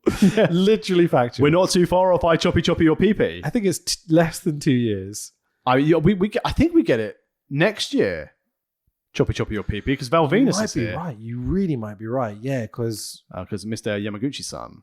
WrestleMania 14. What did the Kind Tide do? Did they do anything? No, it's 15 where they have the match against the Oddities, isn't it? The only 2 things I remember Kai was when they did Evil Indeed for Undertaker and Kane, and that was very funny. Sure. And also Tucker being thrown out of the Rumble and dying. Yes, the front flip on his face. Yeah. Brilliant. Genuinely, I think Tucker might be, especially at this time, one of my favorite wrestlers. Great. I mean, completely different to what's on the roster. Yeah. I know we had S.A. Rios at the same time, I think, around this period, S.A. Rios possibly. Think comparable. I think Taka's world above. What I'm saying is that you've gone from luchador who you've not seen with like bright red hair to this technical but fast Japanese cruiser that you've not seen. And you're not even seeing with the cruisers in WCW because you're just raiding Mexico. Yeah. Like Liz Trustman Jr. Sure. So yeah, really good to see Tucker. Yeah, the way he just like slides and dives around the ring, is like he's so agile. He does look like a 12-year-old boy at this point. Like, there is not an ounce of muscle on him. And I always love the fact that both he and oh my god, I just had his name on the tip of my tongue. What was Japanese number 1 SmackDown number 1 announcer? I can't remember what the other name of Kaintai was. Tucker and Funaki. Sho Funaki. The fact that for this whole thing, Vince McMahon was like, ha ha ha, let's pretend you've got a bad English accent. And Sho Funaki and both Tucker were like, we will take all your fucking money. Yeah. And when you make us do bad dubbing and go evil indeed, you're being a massive racist, but we are going to make a fuck ton of money on merch sales and laugh all the way to the bank and back to New Japan. Speaking of racism, so Tucker is wrestling Brian Christopher here, who as soon as he gets Tucker on the floor, goes, I'm just going to, I'll do it for you. He does karate motions. He goes, wah, wah, wah. I'm like, that's really fucking racist. Or he's going for his blue belt. Oh, wouldn't it be delightful if it wasn't racist? All the commentators mispronounce everyone's name. I think my favourite so far, did you note down some of the pronunciations? I've got 2. Right, my favourite one was, it sounded like an order for a dinner order, because JR once called him Tika Musanaku. Oh, Jesus Christ. And I could go for some Tika Musanaku right now. Yeah, fucking hungry sounds boy. Good. Yeah. Sounds Indian rather than Japanese. Yeah. Maybe some sort of hybrid. The classic one they all do constantly is Taka Michinoku. Michinoku. Like, He's got a fucking U on the end of his name. The Takamishinoku flow. The other one that got me was the Great Sake. The Great Sake. It was so. I was like, bro, I know that it's not the Great Suzuki, so you're trying to go the Great Sasuke, but to call him Sake is like, yeah, it's pretty fucking yeah. What they're actually doing is going, we don't actually want to name the Ninja Warrior game. The Great Sasuke. But it's like the Austin Powers thing, the Saki thing. I don't remember the Austin Powers thing. I assume it is a penis joke. Yeah, but he's in the hot tub of the Japanese. I remember watching that though in a cinema. That's one of the movies I have seen in my lifetime. Oh, cool. Do you not remember the boobs? The boobs of guns. It's an Asian. No, it's an Asian woman in the hot tub with gigantic fake boobs. It's a great scene. No, every time you mention giant boobs, I just go, Euro trash. Yeah, we've discussed our love of Eurotrash a few times there. Lola. Yeah, Lola Ferrara. Yeah, not attractive, but funny. Very funny. And again, made money out of her assets. Yeah, fucking hell. I still thought it was horrendous on Eurotrash when they showed her in her coffin. I just emphasised how deep it was. It's her big boobs. Do you know? That's a fucking meme and a half. Yeah, man. Jesus. Taka and Brian do spots in it. They do power bombs, Brett Rose drop kick. Brian Christopher starts to do the three amigo suplexes. Nice. Which brings me to the point of, did Brian Christopher invent the Eddie Guerrero three amigos? Yes. I think he might have. I think Eddie Guerrero might have stolen this from Brian fucking Christopher. So we're calling the Kingplex then. Oh, because Lawler, the king thing. Well, Princeplex? Prince amigos, the three princes? Three princes. And then they sold one to have a song. Can you imagine being in a arena? That's all right. Yeah. Can you imagine being in an arena? Someone does three suplexes. They also have like Eddie, and you're like Brian Christopher over the too top. Too sexy. Exactly.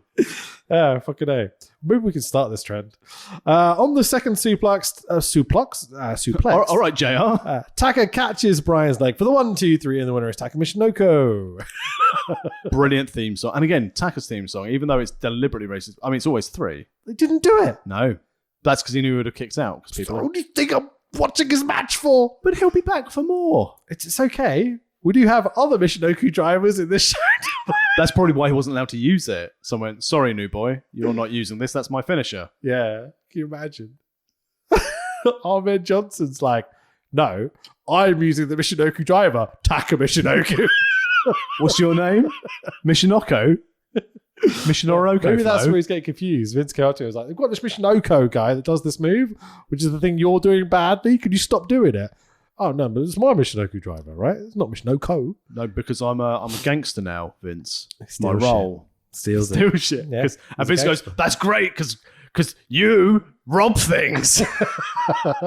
Fucking A. Brian Christopher attacks Taka, but blah, blah, blah, blah. Heel, heat. Yeah. But great to have Taka on TV. I can't wait to see more. I mean, his Mania match, because obviously we're going to Survivor Series, but it's Mania 14, which is his opening match against Psychosis, I think. I believe it. So I think we're on a rotation of Scott Taylor, Taka, Brian Christopher, Psychosis for the next 6 months now. Because they've taken the formula from Nitro. Here's the cruisers. Let's get them on. Nitro has like 20 cruisers though. But they all look the same. 3, maybe 4. But at least the cruisers in WWF at the time were identifiable and different people. As you said, Scott Taylor, Brian Christopher, Psychosis, and Taka. They've got people from different lands. Japan, Mexico, America, Lawler's prostate. I'm not sure that Scott Hall and Brian Christopher are that differential at this point. Yeah, it's fine. It's fine. Backstage, Sarge has a dress for Pillman. Pillman goes, I know you get your jollies pushing your privates around the barracks. It's funny. Pillman has to wear the dress or he'll be suspended. Stridex is apparently a medical pad. Oh, I thought it was some kind of chewing gum. Yeah, so I won't put it in my mouth. So here's the thing.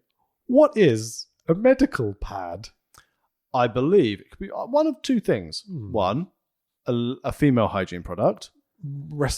Advertising on wrestling would be unusual. And then I would potentially say it is a male incontinence absorbent. Again, not sure this is the audience they're going for. Bunch of teenage boys getting drunk, piss themselves out to go to the bar. Yeah. The quest continues to work out what Stridex is. What have I put here? Knowing America and knowing it's a medical pad, it's probably full of testosterone. I go pro, everyone. I actually wrote HGH, but I made that joke earlier. That's why I changed it and delayed and it ruined the flow. Anyway, King of the Ring, Hunter House Helmsley with China versus the man they call Vader with Paul Bearer. Imagine everyone had the same tag as Vader. It would be really funny. It's the man they call Bret Hart. It's the man they call Austin. It's the man they call China. Yeah, sure. Someone does in this match. Triple H does this little bow. China is standing on the ring apron directly in front of him. Hard to spot the ring. Really cool moment, though. Yeah. Like the fact that like Triple H talked the whole time about focusing on China and that being the story they're telling. Yeah. And like having her stand directly in front of him when he's doing his gimmick. I don't know. Felt special. Yeah. When that, again, he's got his idea of here's what I need to do.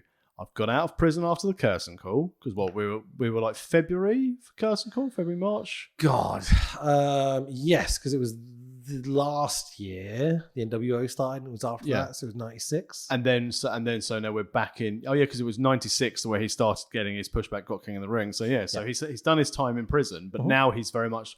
I need to focus on my complete presentation. Yeah.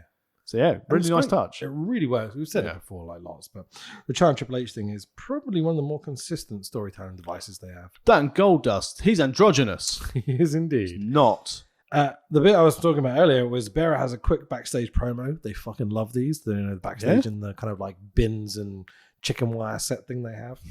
He says he knows more than China. Bearer is more of a man than China will ever be. Can he say that, Joey? Triple H jumps Vader as Vader slides into the ring. Vader cuts Triple H off, and here we go. Bearer trips Triple H. Boo. Hang on, wait a minute. Aren't you supposed to be a heel? Exactly. China drop kicks Bearer for the biggest babyface pop I've seen on this show so far. So Triple H has had enough of being a face, and they both get carried out, which is a really anticlimactic finish. But they're super over baby faces for about, 2 minutes. I mean, it's nice for Vader to turn up to work. Yeah. Probably because it was like this going, Sean won't work him. So your mate's going to have to work him. I'm not working. Cosplay Sean will work him. It's a shame, though, because like Vader's really gone off the... I mean, he never had a great run in WWF. Yeah, this 2 years we've almost done now. Probably a year by this point. Would have been better had he not fucked up in his match with Sean. Yeah. And he could have had a fighting chance. I mean, from them cramming him on the WrestleMania card to have that tag match. It's pointless. It's not. He's on his way out. He's got to be long gone. Especially with the Bearer's other thing that's happening. That big, probably one of those top 5 moments in wrestling history. Yeah. Kind of going to kill Vader's career at this point with WWF at least. Anyway, so we've got the Sultan with the Iron Sheiki baby versus the Patriot. Patriot gets a pre-match backstage promo again. He's America. He says derby derby derby derby derby derby derby because he's got a southern accent. See, it's funny. Patriot shits. I make myself laugh. Patriot shits on Bret while his veins are desperately trying to escape from his neck and chest. But natural. Yeah, he's American male. Taking stride X, American male. It's the same gimmick. Yeah. Fucking hell. He is an American male. Yeah, 100%. But like significantly less entertaining and cutting a fucking awful promo. My name is Del Wilkes the Patriot. Yeah. I like to wrestle in a mask. Sometimes I put my wife in a mask and then I buried her in the sheep dip. That would be interesting. He literally says the 20 cliches about America. I want to prove that America is the number one. America the beautiful. There's no room for Canada. We all get on together as long as it's not for Canada. Canada, mate. He literally says, love it or leave it. What I'm going to do to you at Ground Zero. Complain this, complain that, blah, blah, blah. It's the same fucking Sean promo we've been hearing for weeks. Complain this, complain that. I'm only wrestling you because Austin's broken his neck. Yeah, fucking A. So, with the Sean stuff in mind, where major spoilers for what's coming up, he's less face than he was last year. Are they trying to position Patriot to fit into that top babyface slot? Absolutely. He is Team America. It's a bit weird, isn't it? Because you need, at the moment, you've just gone through this whole USA versus Canada big feud. Your top babyface has got a broken neck. So we need a top US face. Austin. Yeah. Yeah. So you need a top US face to take that mantle for the time being until Austin recovers. Because Vince is obviously trying to make that Shawn for the last year. Yeah. But it's not fucking worked. Exactly. So now it's like, right, we need the white meat US babyface. And what should we do at this moment in time? We'll get a man in a mask and we'll give it to Del Wilkes. Yeah. A man who seems to have fallen into a bin of American flags. Just come out looking like this. Ahmed kicked a bin and Del Wilkes walked by and was like, fuck, have you come with a flag? And Vince has gone, you come wrestle for me. You're white, you're a babyface. You know? But the backstage murmurings and story goes from sort of something to wrestle, and Bruce Pritchard was like, Brett really liked Del Wilkes. And he thought he could get a good match out of him. They could work a really good style, which translates to Brett going, no, I'm not working Shawn yet. Yeah. Give me anyone. Okay, you can wrestle Vader, not him. Yeah, it does feel like, it looks at least from like when I was watching this, that Brett's happy he's not going to be hurt or have to deal with massive dickheads for a little bit. Yeah, that's why he's getting, because it's going to be easy to work with Del Wilkes. Austin's going to work stiff. Shawn is difficult to work with. He's worked with The Undertaker, so he's going to get hit a lot. He's worked with Vader and Sid. He's like, I just want to work a wrestler. We're about, I think it's 10 weeks away from Survivor Series. Yeah. Brett, we're going to fucking finish this series this calendar year, aren't we? We've got like 6 episodes to go. We're going to do it. 5 weeks in a row, mate. The longest running episodic podcast on your iTunes, on your Spotify. Make sure you subscribe, by the way, so it automatically downloads into your feed of your podcast app of choice, but not Stitcher because that doesn't exist anymore. How does it not? No, they shut down at the end of August. I think I should probably update the website at some point. No! Yeah, that's fine. BritRes. You can hear our podcast.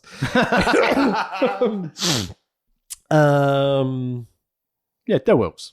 Yeah, Del Wilkes stuff. Yeah, it's weird. The whole thing. I don't quite understand why they thought this was the guy. Well, I suppose, again, it's Austin's out hurt. Yeah. Everyone else is already paired off. I know why it is. He looks like a Roydie Magoo. He's American male. American male. I miss Sid already. He'd be so much better in this position, you know? Brett. I think Sid is completely done now, by the way, because we haven't seen him again. No, exactly. No. So the American Samoan Rikishi Alton waves an Iranian flag. Get it? Yeah. Rikishi Alton. Rikishi. Yeah, it works. Come on, bigger pop. Patriot waves. The Fatu Sultan. Patriot waves the American flag. That's quite America. Good. Fatu Sultan. This is a gimmick here. We can make it work. Yeah, we'll get there. Sultan attacks Del with the Iraqi flag, and the crowd go, USA chants. Goddamn Iraqi sympathizers in the Iranian. No, it was the Iranian flag. It's not the Iraqi flag, it's the Iranian flag. Oh, is it Iranian? Red, green. Oh, yeah. It's got, what do they call him? Not the Messiah. The. All I remember. Guy with the white hat and the white beard. Jesus. Yeah, Jesus, massively over in Iran. He gets over. That's the Brett Shawn feud of religions you want. But I can never get over the IT crowd with the comments of Iran. I don't know if you ever watched the IT crowd. Yeah, I can't believe what you mean. So when Matt Berry's character, Douglas Renham, starts dating someone and he's not paying attention, he goes, Douglas, I used to be a man. And he went, I don't care. Takes all kinds to make a world. And then when they're cuddling in bed, she said, and I was so paranoid all those weeks ago when I told you I used to be a man. And he said, you said what? I used to be a man. Oh, I thought you said you were from Iran.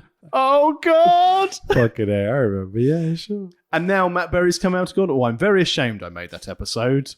Really? Because current day, that's not right doing that, apparently. Why not? Because it's satire. It's funny. Exactly. Yeah, that's what I mean. Matt Berry is amazingly funny. Yeah, Matt Berry's the best. That can read the phone book, and it is generally very Hello, Clement Fandango. USA chants for a match between these two. Vote for the Sultan. Yeah, exactly. 30 seconds into the match, Del is hulking up and doing dusty wind-up punches. Brother. Poof. Shiki shouts at the stupid American pig dogs at ringside. Fuck the Hulk Hogan. I'd love to just have a camera on Sheik during these matches. It'd be amazing. There's no pressure. He's got nothing to do. He's just got people to piss off. It must be so much fun. It's really funny, though, when you look at all the people who've come back and they've gone, we'll bring back Hillbilly Jim. He's probably easy to work with. Yeah. Now, Sheik, we need you to do this. Yes, Bubba. Yes, Bubba. Fuck the America! Oh, it's instant heel heat. Yeah. I think Vince has an affinity for him because the whole Hogan thing and everything. And they're trying really hard to get the Sultan over. Sure. He must be a funny guy just to have around. I did it for the Sheik. Especially at this time period. Oh, where yeah. he's not so scary anymore. But very coherent. Yeah, sure. Yeah. Also very uncoherent, I imagine, at times. So the combination must be quite fun. And having him and Sarge on the same roster. Yeah. That's good. Yeah, sure. I wonder if do they do anything with that? I don't think they do. No. It's a shame.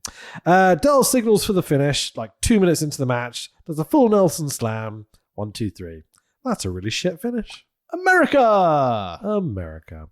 Brett is here with the Foundation and they head to the ring.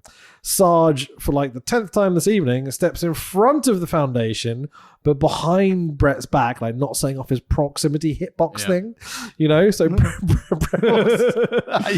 Brett walks down to the ring and ends up being confronted by the Patriot, who's standing in the ring. Yep. And then, can you describe Brett's look to me? Like, as he turns around, he's like, What? Where have all my friends gone? They've done that invisibility cloak again. yeah, it's really funny. It's almost like Brett's going, where have they gone? Shortly followed by a facial expression of, guys, embarrassing me. Del Wilkes is in the ring. He looks like a kid who's lost his parents in Woolworths. You know? Like, This is a customer announcement. Could the Hart Foundation please come to ringside? Hart Foundation, please come to ringside. you see Owen from the back. Brett! Amazing. Brett realizes he is alone. So the Patriot jumps Brett from behind. What a baby face. America! Fucking so stupid. Officials out to separate Brett and Del, which is a very British sentence. You know? What, Del? What, Del? Going down Upton Park. That's a fucking gimmick, innit, Del? All right, I'm the Pearly King. Del Pearly King. I'm wondering if I can squeeze in the lyrics to Only Fools and Horses wrestling now. You put some bread into the van. Never really. I mean, this will probably get us lots of less listeners. Never really got on with Only Fools and Horses. Oh, that's a shame. TV, innit? Moving on. It's not LOLO. That's a proper TV program. What's LOL? The one with the Fallen Madonna with the big boobies by Van Gogh. Oh, yeah, hello. Yes. Yeah, sure, fucking A. Sorry, I should have been accidentally British and gone, I like to watch Hello. I should say this only once. Yeah. The Madonna with the big boobies I saw in a live production when I was a kid, and I fell out of my seat laughing. It's a story my parents have told to many people at a dinner Really? party or whatever. Oh, Yeah. amazing. I loved the Hello. It was really, really funny. Great film. And they So wonder great. why I'm Great obsessed with, series. like, sorry, go on. Yeah, great TV series. CG? A great TV Oh, series. sorry. It's been a long week. Also, because Brett and Del are wrestling at Zero, whatever it's called, we are skipping that pay-per-view. Well, nothing happens. Yeah. Brett beats the Patriot He does. in a average match. It's time for hour 2 of Raw is War. How long have we gone? 1 hour 40. All right, I'll try and skip through some stuff. Cue the sirens. People run out of the back of a warehouse. Ahmed kicks a bin. Flags Too go much over Del time. Wilkes. Not enough scotch. Well, I got my dog in your eye. I have to get it in. Shit tons of pyro. Wow, that's a lot of signs. Flashbacks. JR welcomes us to the show. Putting over Austin versus Owen is going to be one-on-one tonight. And I'm like, fuck it isn't. Pillman is going to wear a dress. Vince is in the ring. He says, the most flamboyant and controversial person in WWF. Tex Williams. Gold Dust. Shawn Michaels is here. Boo. Thank you. It's that episode where Shawn comes out and strips on the ramp. Yeah. It's quite famous footage now because he Yeah. looks like a twat. Is a twat. Yeah. He allowed Von Wagner to get killed on his watch. Prick. So Shawn's stripping his clothes off as he gets to the ring. Definitely not inebriated in any way, shape, or form. Yeah. He is literally chewing his own mouth off. Yep. He's going... He's taken way too much. The crowd is mostly booing. He's had all of that crackling and just can't get the last bit out of his teeth. Can't get the crackling out of his teeth. At least the first half of that works for that's more Neidhart and Bulldog at this point, but still. The crowd are mostly booing top babyface Shawn Michaels. Top babyface Del Wilkes, the Patriot. Indeed, sure, it is now. And it seems like this experiment might be over. Let's play some of Shawn's promo. You, The Undertaker, Bret the Hitman Hart, and the best that I can tell, all of the fans of the World Wrestling Federation are dumping this in my lap. Yeah. I don't know that's necessarily fair. Shut up! Because you know something? It's just like you. It's just like Bret Hart. And whether anybody in this arena likes it or not, it's just like all the fans of the World Wrestling Federation to not take responsibility for themselves and pass the buck on to the Heartbreak Kid, because everybody knows I don't give a damn what anybody thinks of me. The Heartbreak Kid, Shawn Michaels, lays down for absolutely no one. I don't do it for Bret Hart. I don't do it for you. I don't do it for the fans of the World Wrestling Federation. I don't do it for anybody. Undertaker, the next time you see Shawn Michaels, his super...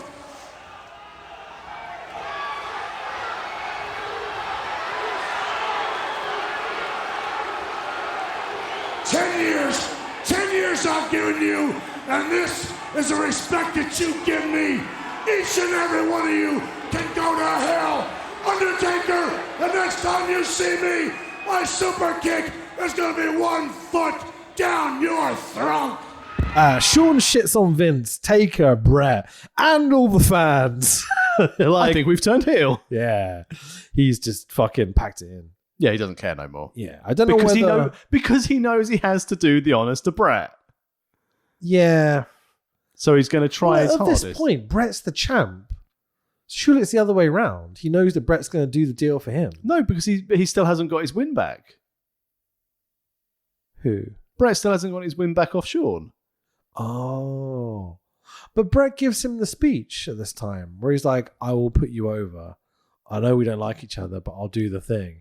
And Shawn goes, I wouldn't do the same for you. It's like, it's kind of his own fucking fault that Bret won't put him over. But no, the plan would have been, had it not been the screw job, I'll win at Survivor Series and I'll drop the belt on Monday night. I love Bret's line when he talks about this and shoots. Yeah. He's like, I would have dropped the belt to Del Wilkes on the next night. He's like, fuck that, mate. I'll put him on that cunt. Jesus. Imagine if they'd ever put the belt on the Patriot. I suppose it's the same thing as they put the belt on Backlund when he lost it off Bret the first time. Yeah, or like Mark Henry or something. Yeah. Mark Henry was great though in the Hall of Pain. In the Hall of Pain he is. Oh, the Hall of... Yeah, no, he wasn't. He could bend a frying pan. Just did nothing for me. That's about the time I got tapped out of wrestling for a little bit. But yeah, anyway.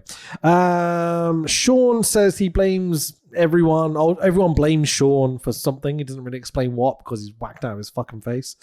Shawn doesn't give a damn what anyone thinks. Vince jumps in and goes, are you in cahoots with Bret? What?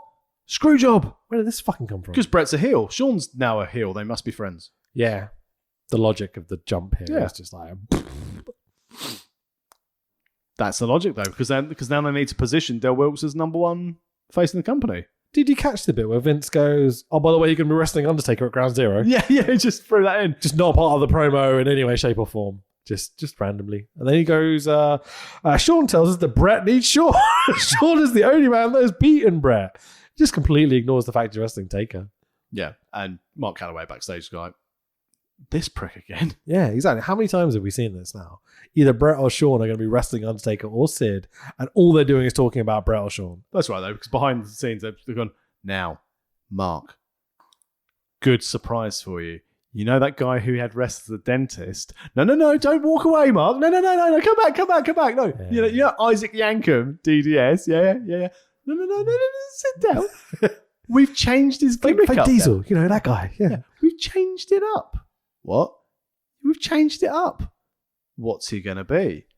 We're going to call him Kane the Undertaker. My name? Oh, yeah, we'll just call him Kane. What's he going to look like? Vampire. No. Oh. Was he originally going to be a vampire? Well, they had like wings. Oh, I remember And, the like, big the cape drawings thing. and the capes. And Yeah, everything, sure. Because he did that on Raw a few times. didn't he? Yeah. And they're like, so he'll be like you, but in red. Sure. Mark, Little did he Mark, know it's one of where the are best things that ever happened to Taker. Mark, where are you going? Mark, come back. Please What? come on the show. Don't go to WCW. Wait, you'd rather wrestle the dentist? We'll get the red suit on him then. See you later. Fucking A. Oh, by the way, you're wrestling Sean at Ground Zero. Fuck off. Yeah, it'll just. Where are we? Sorry, Sean says, I don't lay down for anybody. Other than Sonny. Yeah, fucking A. But like, come on, bro. You're just shooting on TV now. Because he gets away with it. It's so unprofessional. Like, what the fuck? Like, But I get the impression that we're getting to the stage where Vince is even a bit like, I need to keep him, but I'm also losing my patience with this piece of shit. yeah, when he's in the thing and Sean's shouting essentially at Vince for a bit, Vince kind of gets a bit shirty with him back and like, he's like, focus on the fucking story, Sean. Like it gets a bit angry, you know? Yeah. Like it's something You're happening wrestling there. The Undertaker. No, I'm not. Yeah. Basically, Sean is the petulant 6-year-old child in everyone's life. Yeah. You're going to get ready for school. No, I'm not. He finishes it by going, you can all go to hell. Like, you're meant to be the top babyface. Imagine telling Shawn Michaels this. So you're not getting over as a face. Yeah. So don't worry. We'll put you as a tweener. So who's going to replace me as number one babyface? That doesn't matter. No. Who's going to replace me as number one babyface? Yeah. Jim Neidhart. Don't bullshit me. Who's doing it? Del Wilkes. No, don't bullshit me. Who's doing it? No, that time Del. The Sheik. Yeah, fucking A. Where's Rocky? Where is Rocky? He's not been on the show for a bit. No. has he? Yeah. Well, we know where he's going, so. Has he still got the IC belt? I've not seen it. Let me look at my notes. So I wrote down who the champions were. Bear was with. Owen. Did Owen drop it to Rock? Who did Owen drop it to? He just dropped. Oh no, of course, Austin. Oh yeah, of course. Yeah, because he He dropped it. literally in the just won it pay-per-view. on the last episode. Yeah, So yeah, memorable sure. because no one remembers the title win other than Because, dropping the belt. Of course, they the remember breaking next his stuff. neck. Yeah. Wow. So Shawn Michaels is a For piece of shit. a year and a half, we've been building and convincing Brett to be a heel, even though he's like top babyface over as fuck WrestleMania 12, right? Yep. And you're like, well, why are we doing this? Oh, we're going to make Sean top babyface and the financial stuff and everything else. Come August of 97, imagine putting yourself in Bret Hart's shoes. All the shit you've been through with this cunt. And he's now coming out on TV and burying himself to the fans. Exactly. He's gone the whole, how else can I fuck with Brett? Brett's the top heel. No, I'm the top heel now. Yeah. Brett's nothing. And he's just dick housery behavior. It's unbelievably bad. Yeah. Like I don't think Sean's honestly got a leg to stand on. Like we tried, I say we tried to be relatively open-minded. We really didn't. We're massive Bret marks. Yeah. But we've been looking out for bits that I've mentioned them on the pod. Where Sean's done some good shit. It's been very. It's mainly few and Brett's far done between. bad shit rather than Sean's done good shit. Yeah. And there's like one moment where really Sean could be pissed off, where Brett went too long and like, you know, they cut him off Yeah. before Sean got his moment. Well, the super kick in the wheelchair, etc. Yeah. etc. But like leading into Survivor Series, and especially what's about to happen to Bulldog at the next show, yeah, you can see why Brett wasn't so keen. Yeah. I'm not sure this entire story has ever been told this way. It's usually, but Brett did a bunch of fucked up stuff. Sean did a bunch. No. Yeah. Brett's done a lot of good for Sean and tried to make himself heel. But and he's changed not his there. entire fucking career for Sean's purpose. And the moment it goes wrong for Sean's like, I'm going to have that spot. Fuck you. Yoink. Yeah, it's fucked up, man. Piece of shit. But that's why we're doing this run. Yeah. Because who was right? Who was wrong? Well, we knew it was Brett from day one. But we're now like 5-6 shows away from getting to Survivor Series and the screw job. What has Brett done wrong? He's done, I've been given this. I've made Austin a star by doing it as well. Absolutely. I've wrestled. I've had great matches with Sid and Vader. I'm getting Del Wilkes over. Yeah, Del Wilkes is going to be a main event at Ground Zero. It's fucking insanity. Unless they put Taker Michaels on last at Ground Zero. I bet they fucking did. Find out when I research it for podcasting. But we're off to Birmingham. But this is bullshit.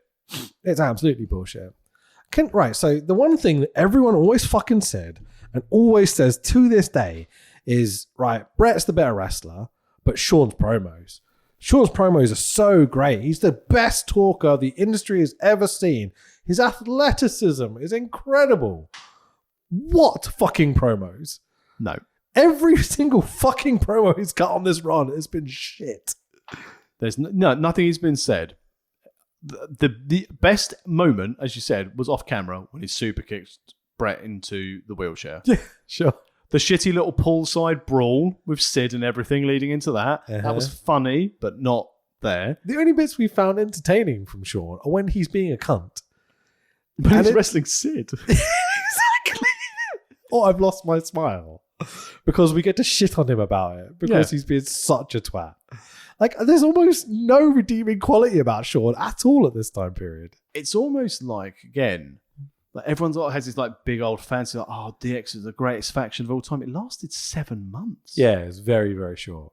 I will say I'm really looking forward to when it happens because I want Sean to do something and have Triple H kind of like, leashing him a little bit. I've been in a Brit Rest faction longer than DX. Yeah, fucking A, man. TNA and WCW lasted way longer than DX, Obviously they have the latter stuff, but the original threes and like... The American males lasted longer than DX. Fucking A, man.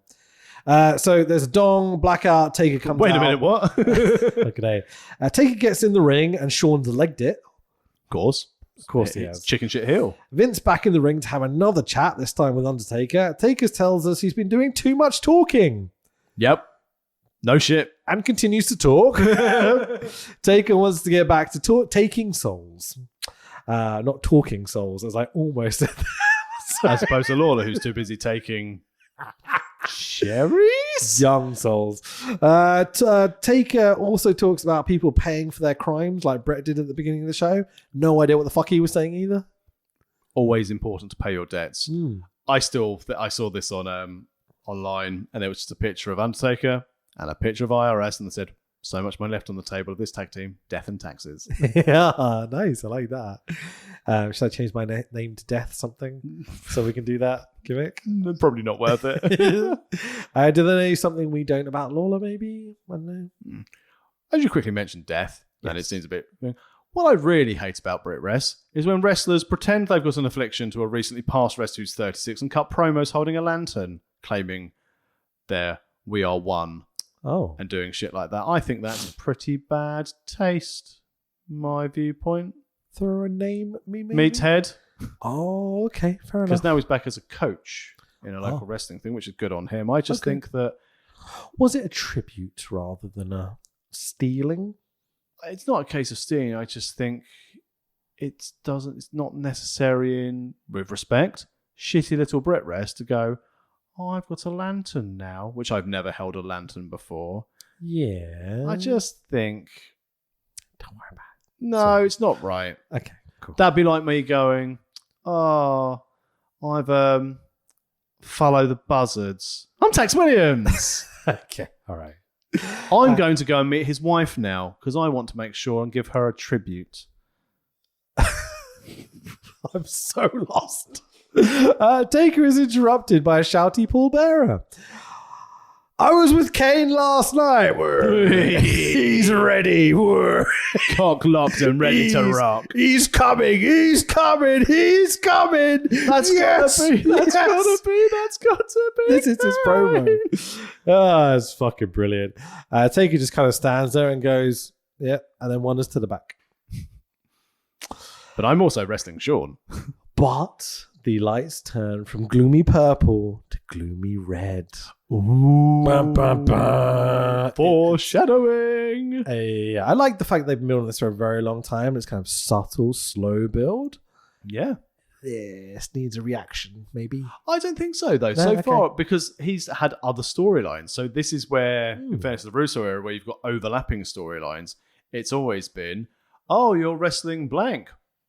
I know your secret. Yeah. No, sure. Sean, don't worry, not yours.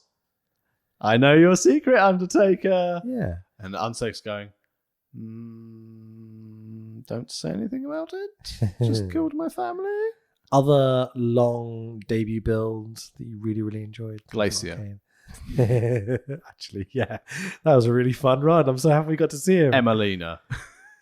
Oh, yeah. Fuck, that went on for ages. And Fandango.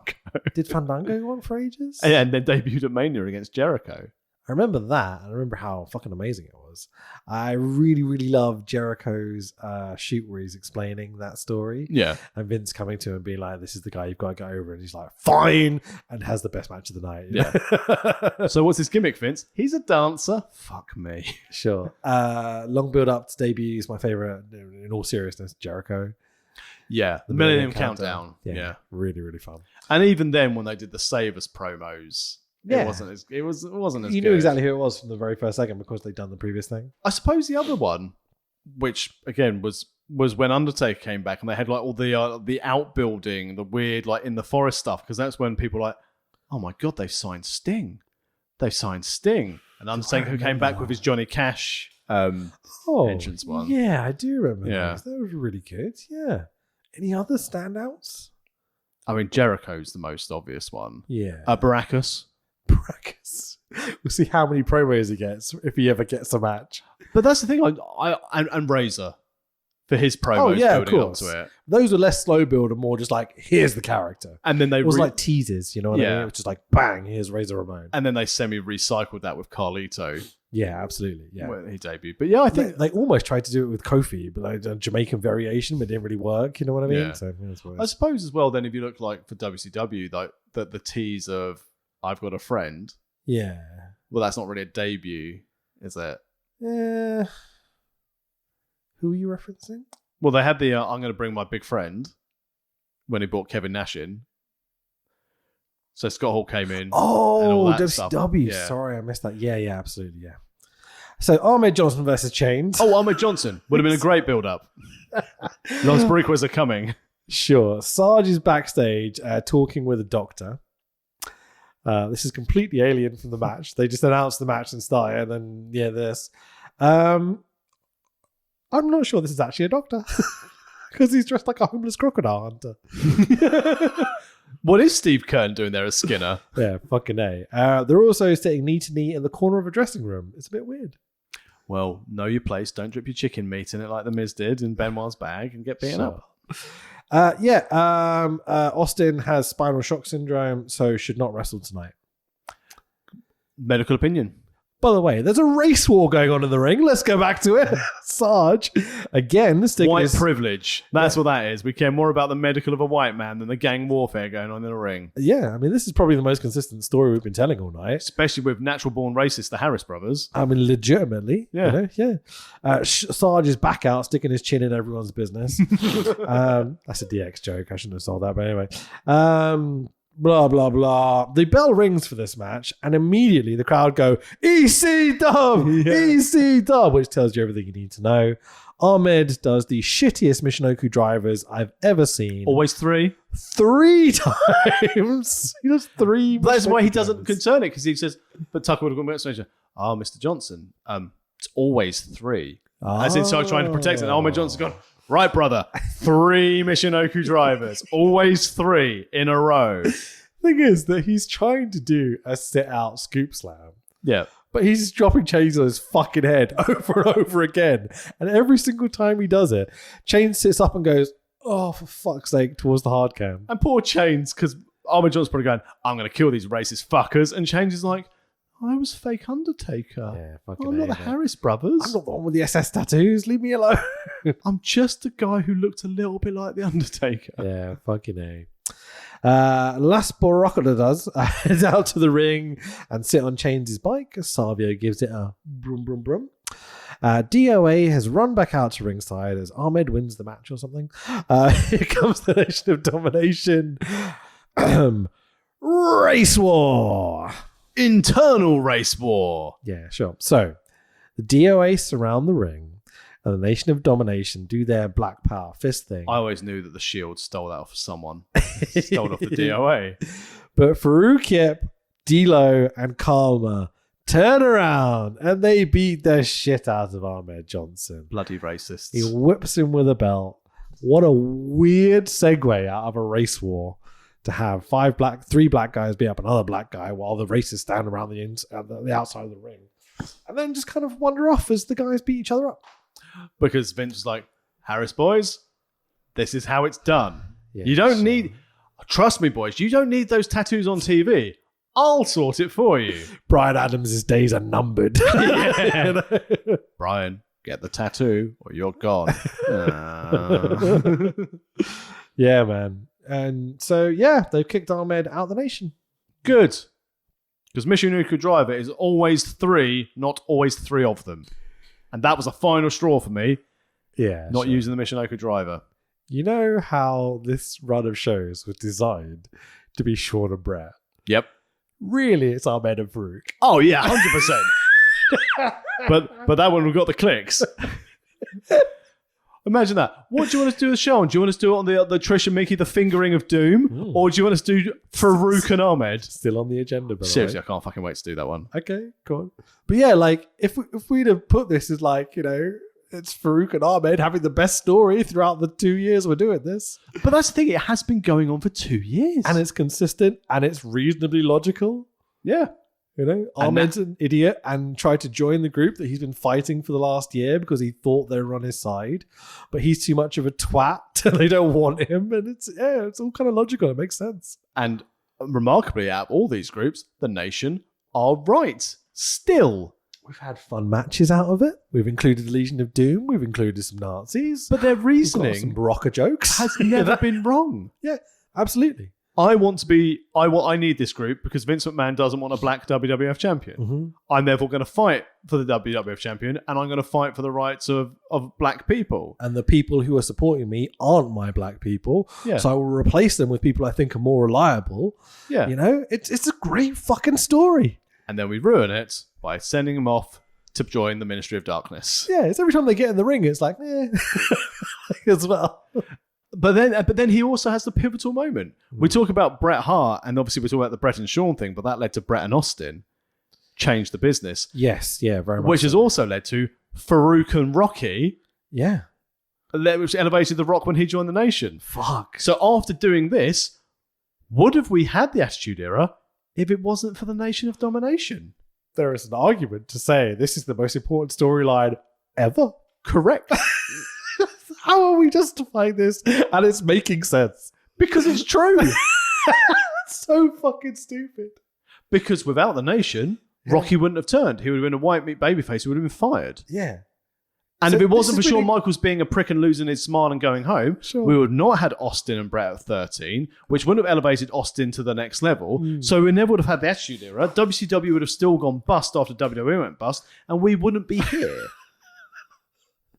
Roll the credits. Let's get out. Yeah, fucking A. So we come back from ads after all this race-based stuff we have. We come back from the ads. The Godwins are standing in the ring holding up a Confederate flag. Don't go messing with the country boy, country boy, country boy. I have a note here, which I'll just read verbatim, which is, I'm not quite sure what the message the last few minutes of television are trying to tell me. Why are you asking that? I tried to work it out. Stick with your own race, unless that race is Ahmed Johnson.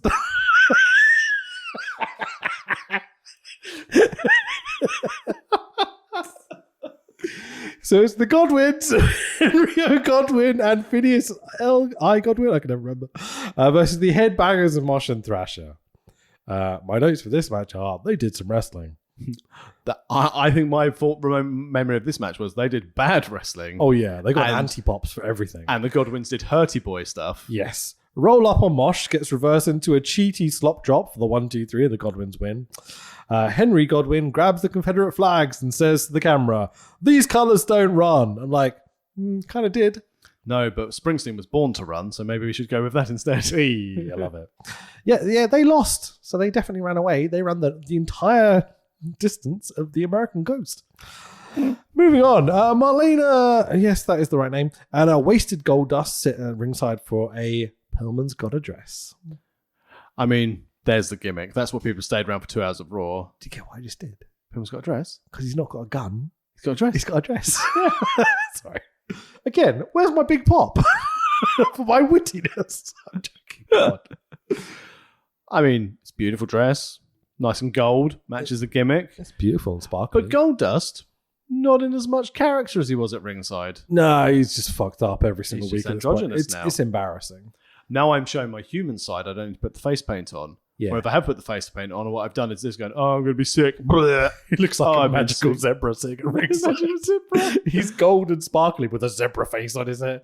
It's fucking awful. I'm from the specialist zoo in the world. 2 Marlenas. Bob.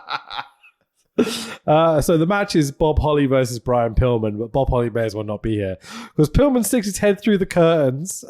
So the crowd go, "Oh!" And then he goes, "I'm not doing this," and hides behind the curtains, which makes Sarge chuck Brian Pillman out through the curtains to the massive pop. If he's doing a drinking game for the Sergeant Slaughter appearance, you're now dead. Oh yeah, absolutely. He's in every segment. Yeah. How fucking great is Brian Pillman? Sold it perfectly. Holy shit, man. This is so funny. He's half like rolling down the ring in the dress, like embarrassed, really putting it over. He slides in the ring and is just like taking his anger out on Bob Holly. He's like, fuck you. It's fucking And rightly amazing. so. About time someone bullied Bob Holly. Pillman jumps spark plug. Pillman is wearing a dress, but the real story here is what he's wearing under the dress. Massive pants. They're not massive pants. They're very small pants. Skimpy. I bet they would call it a tea bag. He's got 2 very big things in those pants, which are just kind of like every single time the camera goes anywhere. It's a buoyancy aid in case you fall in water. Like he's all balls. Imagine that. Yeah, look at him. He's all cock and no balls. No, I think you're fine. I'm all balls and no cock. Fucking A. Not that I'm judging the size of Dead Man's cock, but this is what The Undertaker's cock? I'm pretty sure it's got rigor mortis at this stage. He's a dead man. So to explain, Pillman's dress is rather short and he's wearing white ladies' underwear, which do not hold him in entirely. But it's funny because Vince finds balls funny. Oh, So- this is hilarious. I'm Yeah. sorry, but like this is the one bit of the show I was like, this is great. JR, I don't know if you caught this because he does it like JR does. He just says it in a verbatim of Yeah. like, that's not what I'm looking for. He says it in kind of like a drawl of like 20 different sentences, but he sneaks in he's in the nut house. I did not catch that. It's great, man. Yeah, JR, there's a few of those on this, but yeah. It's that one. Goldust and Marlena distract Pillman with a bra at ringside because everyone gets distracted by just like swinging a bra around. I mean, we've all been there. Fucking A. Leading to, it's not even a very like good looking bra. It's like, Sunday evening on the sofa type bra, I didn't realise you had a... I do.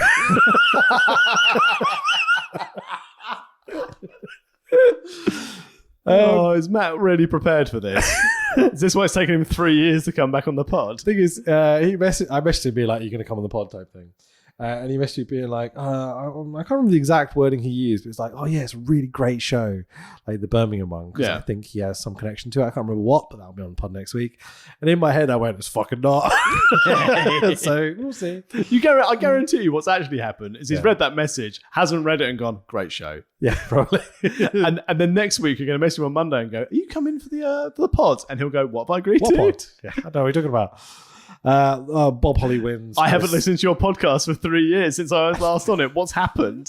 Listenership has decreased substantially, Matthew. It's actually not too bad. No, it's all right, isn't it? Because Yeah. we've been consistent with the longest running episodic podcast. 5 weeks in a row. Bob Holly wins because Pillman got counted out because bras.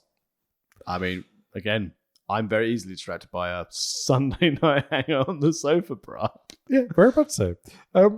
Can we sell those on Amazon? Is that a gimmick we can make? I'm pretty money sure on? you can buy those on Amazon already. I mean, Paige, you can buy her gimmick from other websites. Oh, yes. Took me a second. The Union I Jacking. thought, is she actually? No, but like not voluntarily. No. Yeah. No. Replicas. Yeah, if she was voluntarily, I'd probably be in on that, to be totally honest. You know, it's what it is. So was Maddox.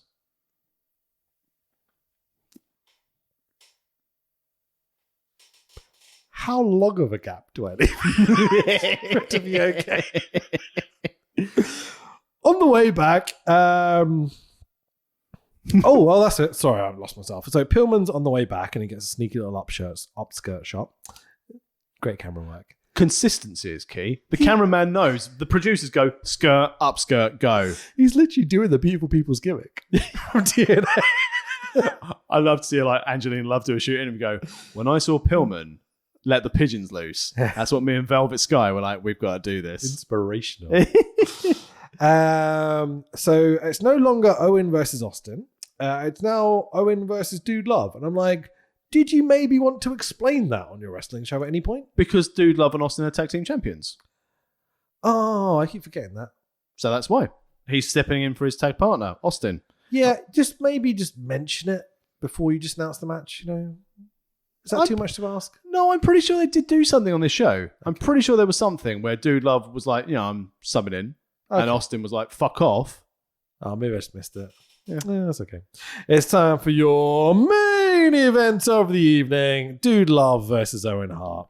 What a delightful finish to this show. Two lovely wrestlers. Two very nice people. Yeah. From a sentimental standpoint, I can imagine that for Owen, probably a nice, easy night. And for Mick, probably an absolute delight to work a main event with Owen. Oh, I imagine you're either one of those people, you hear that, you'd be like, oh, thank God. And then you'd also be fucked off when you go, you've got 3 minutes, and it's going to be a clusterfuck. Mm-hmm. So, come back from ads, and Brett is out of the commentary position. Vince is harassing Brett, because Brett's babyface, right? Yeah. You can do anything now, can you? You can invite yourself on the commentary, can you? Meh, meh, meh, meh, meh. And Sarge is just like sticking his chin in, being like, yeah, me too, fucking cunt. You see my boy Dell backstage and went up to Upton Park. Wait, are we doing Sarge is like, good be old like geezer, like he's an old man now. When I used to do the polls, I won £10, and £10 in those days got you a lot of money on the polls. I had to deal with them. Oh, I can't say that. When I saw the Nation. Yeah, that's a better way of putting it. When I saw the Nation. Oh, God. West Ham used to be lovely. Anyway, so now go to fucking Olympic Stadium now. Karen Brady, all tits, no arse. Brad takes a quick shot at Sean, because of course he does. The headsets tonight are not great. Almost as bad as Rev Pro, but not quite. Foley has a tag belt. Then Brett calls the IC belt. Yep. I got confused because I forgot that he was a tag team champion. I thought he was currently the IC champ. And then I was like, oh no, but that was the other match. And then wait, like, oh, when you say he's got a confusing. tag belt, from memory, because obviously I watched it a couple of weeks ago, did he bring out the IC belt because he's defending it on Austin's behalf? No. No, it was a tag strap. He just had the tag belt and Brett calls okay. it the IC belt. Doesn't matter. And they cut to 2 women at ringside, and I'm like, is that Mick's wife? Is this the episode where they do the thing? You know the Do Love Rats gimmick, where the 2 girls at ringside with the hearts in their chests and stuff? Oh, okay. Do you know the story? No. Okay, I'll tell the story because it's nothing. Really. So, basically, there's 2 girls at ringside who are like big Dude Love fans or whatever. And at the end of this match, when Dude Love wins, they jump in the ring and one of them literally runs at Mick and like crotches him, jumps on him, starts like licking him and kissing him and stuff. And that's Mick's wife. Oh, nice. Yeah, sure. So that's like the famous gimmick is they're like, who would do that to Mick? And it's like this gorgeous, big-breasted woman. Like, yeah, good that's thing the his other wife. lady didn't go over the barricade first. They were in a divorce. Fucking eggs. That's the moment. Like, so there's a moment where she's mounting. They're basically fucking in the ring practically. They're dry humping like crazy.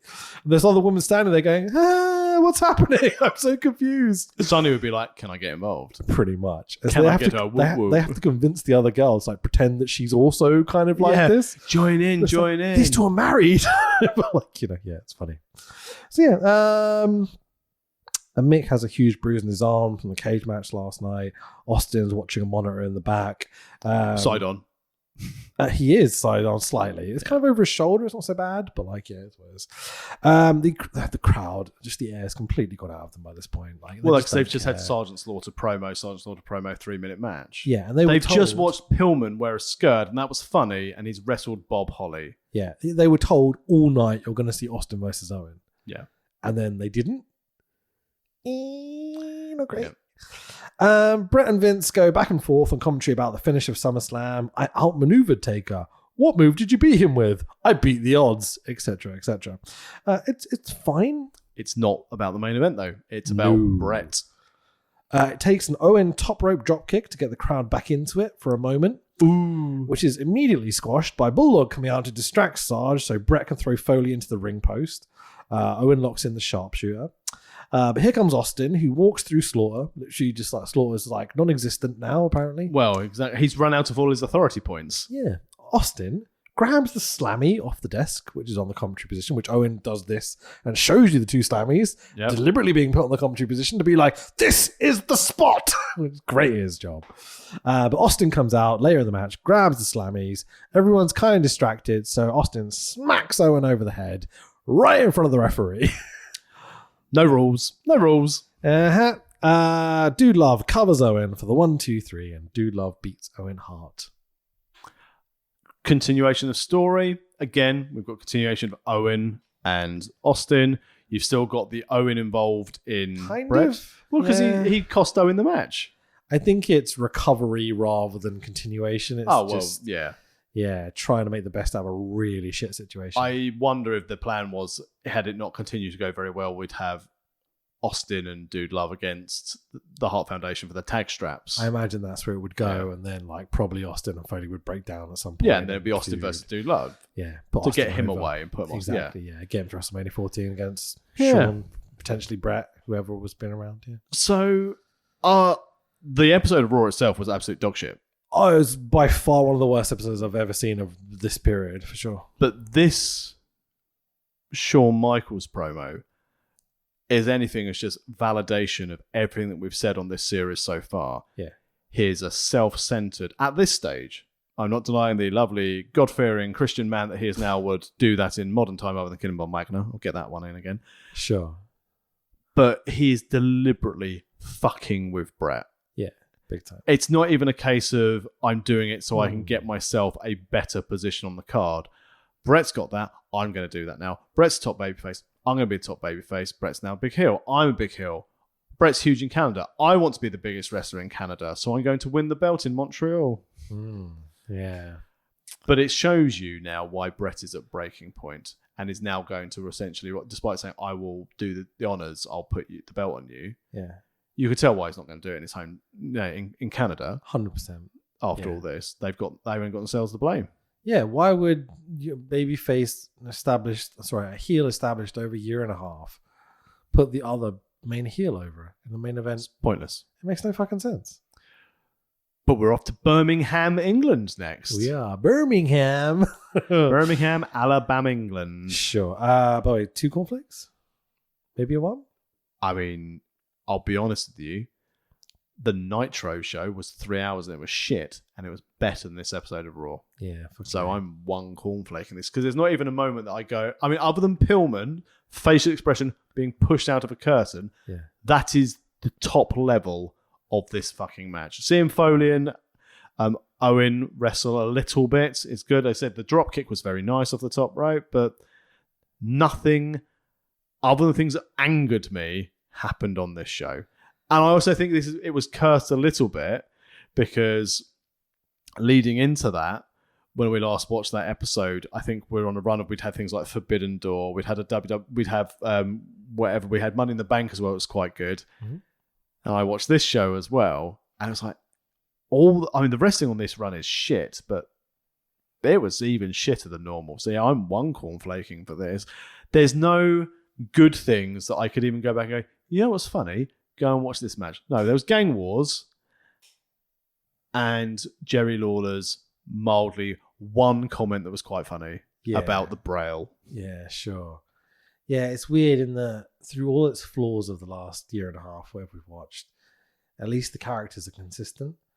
And like the platform from A to B in terms of stories and such is generally pretty good. Yeah. Now we're just going, well, Ahmed's top babyface really over. Oh, we'll put him with the Nation. I saw my phone go there as well. Yeah, I was going to go and grab it before it fell. Grab my thigh, boy. Yeah, and so you see what I mean. It's people flip-flopping. Sean's the same. I don't know what they're doing with Foley at the moment. That's very confusing. Is he just Dude Love now? Is that what we're doing now? Well, he died off and he started tapping his foot at the pay-per-view. Sure. But you know what I mean? It's just like there's so many elements on this show where I'm like, is Brian Pillman meant to be entertaining? And is Goldust a heel? Is he not? Is he androgynous? Is he just Daddy Goldust now or something? It's I don't quite get what we're doing. And it feels like Vince is panicking a bit. Well, yeah, because they were trying to counter-program Nitro 100. Yeah. So What's they that thought. noise? Do you hear it? Like No. a loud squeaking.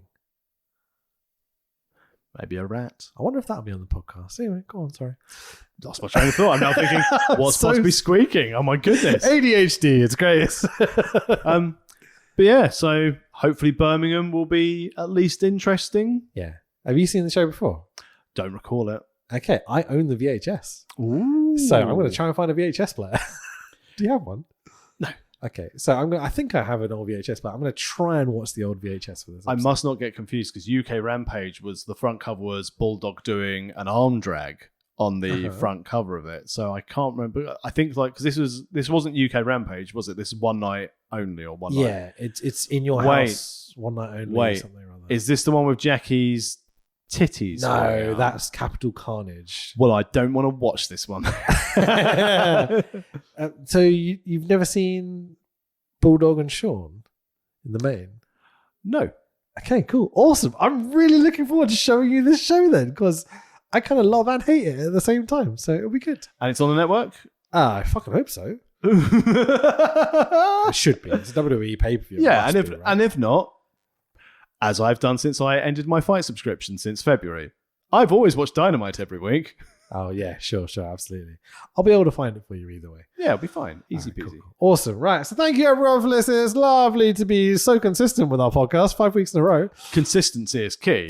And in fairness, the listener would have been so busy with so much wrestling and pay-per-view and all the news. Yeah. It would have been rude and inconsiderate of us to give 2 and a bit hours of their time to listen to this. You know, we're sensible. We're considerate podcasters. Buy our shit on Amazon.co.uk because there's a new vampire team and I need to buy dice. Fucking hell, let's go. Bye, everyone. Oh, should we do our socials? Oh, yeah. What's our Instagram? Travel Lodge Live on Instagram. That seems to be the only platform people care about. And at the moment. Threads. Yeah, Threads, which is completely dead by all accounts. I'm at Bearded Lucha on X. Cool. I'm at Fanboy Rich. And you can see my work nowhere because now I sit in a legal team. I don't want you to. Cool. Bye, everyone. We'll see you next week. Bye.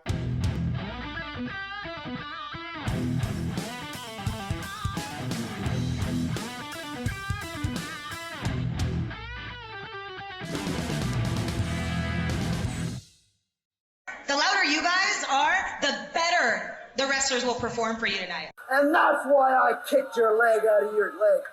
We're tough. We can take it, baby. You gotta penetrate in the back, baby. Oh, I can see what you're talking. Wait just a minute. Oh! And I don't pose too well for girly books. This is bullshit! My name is Piss.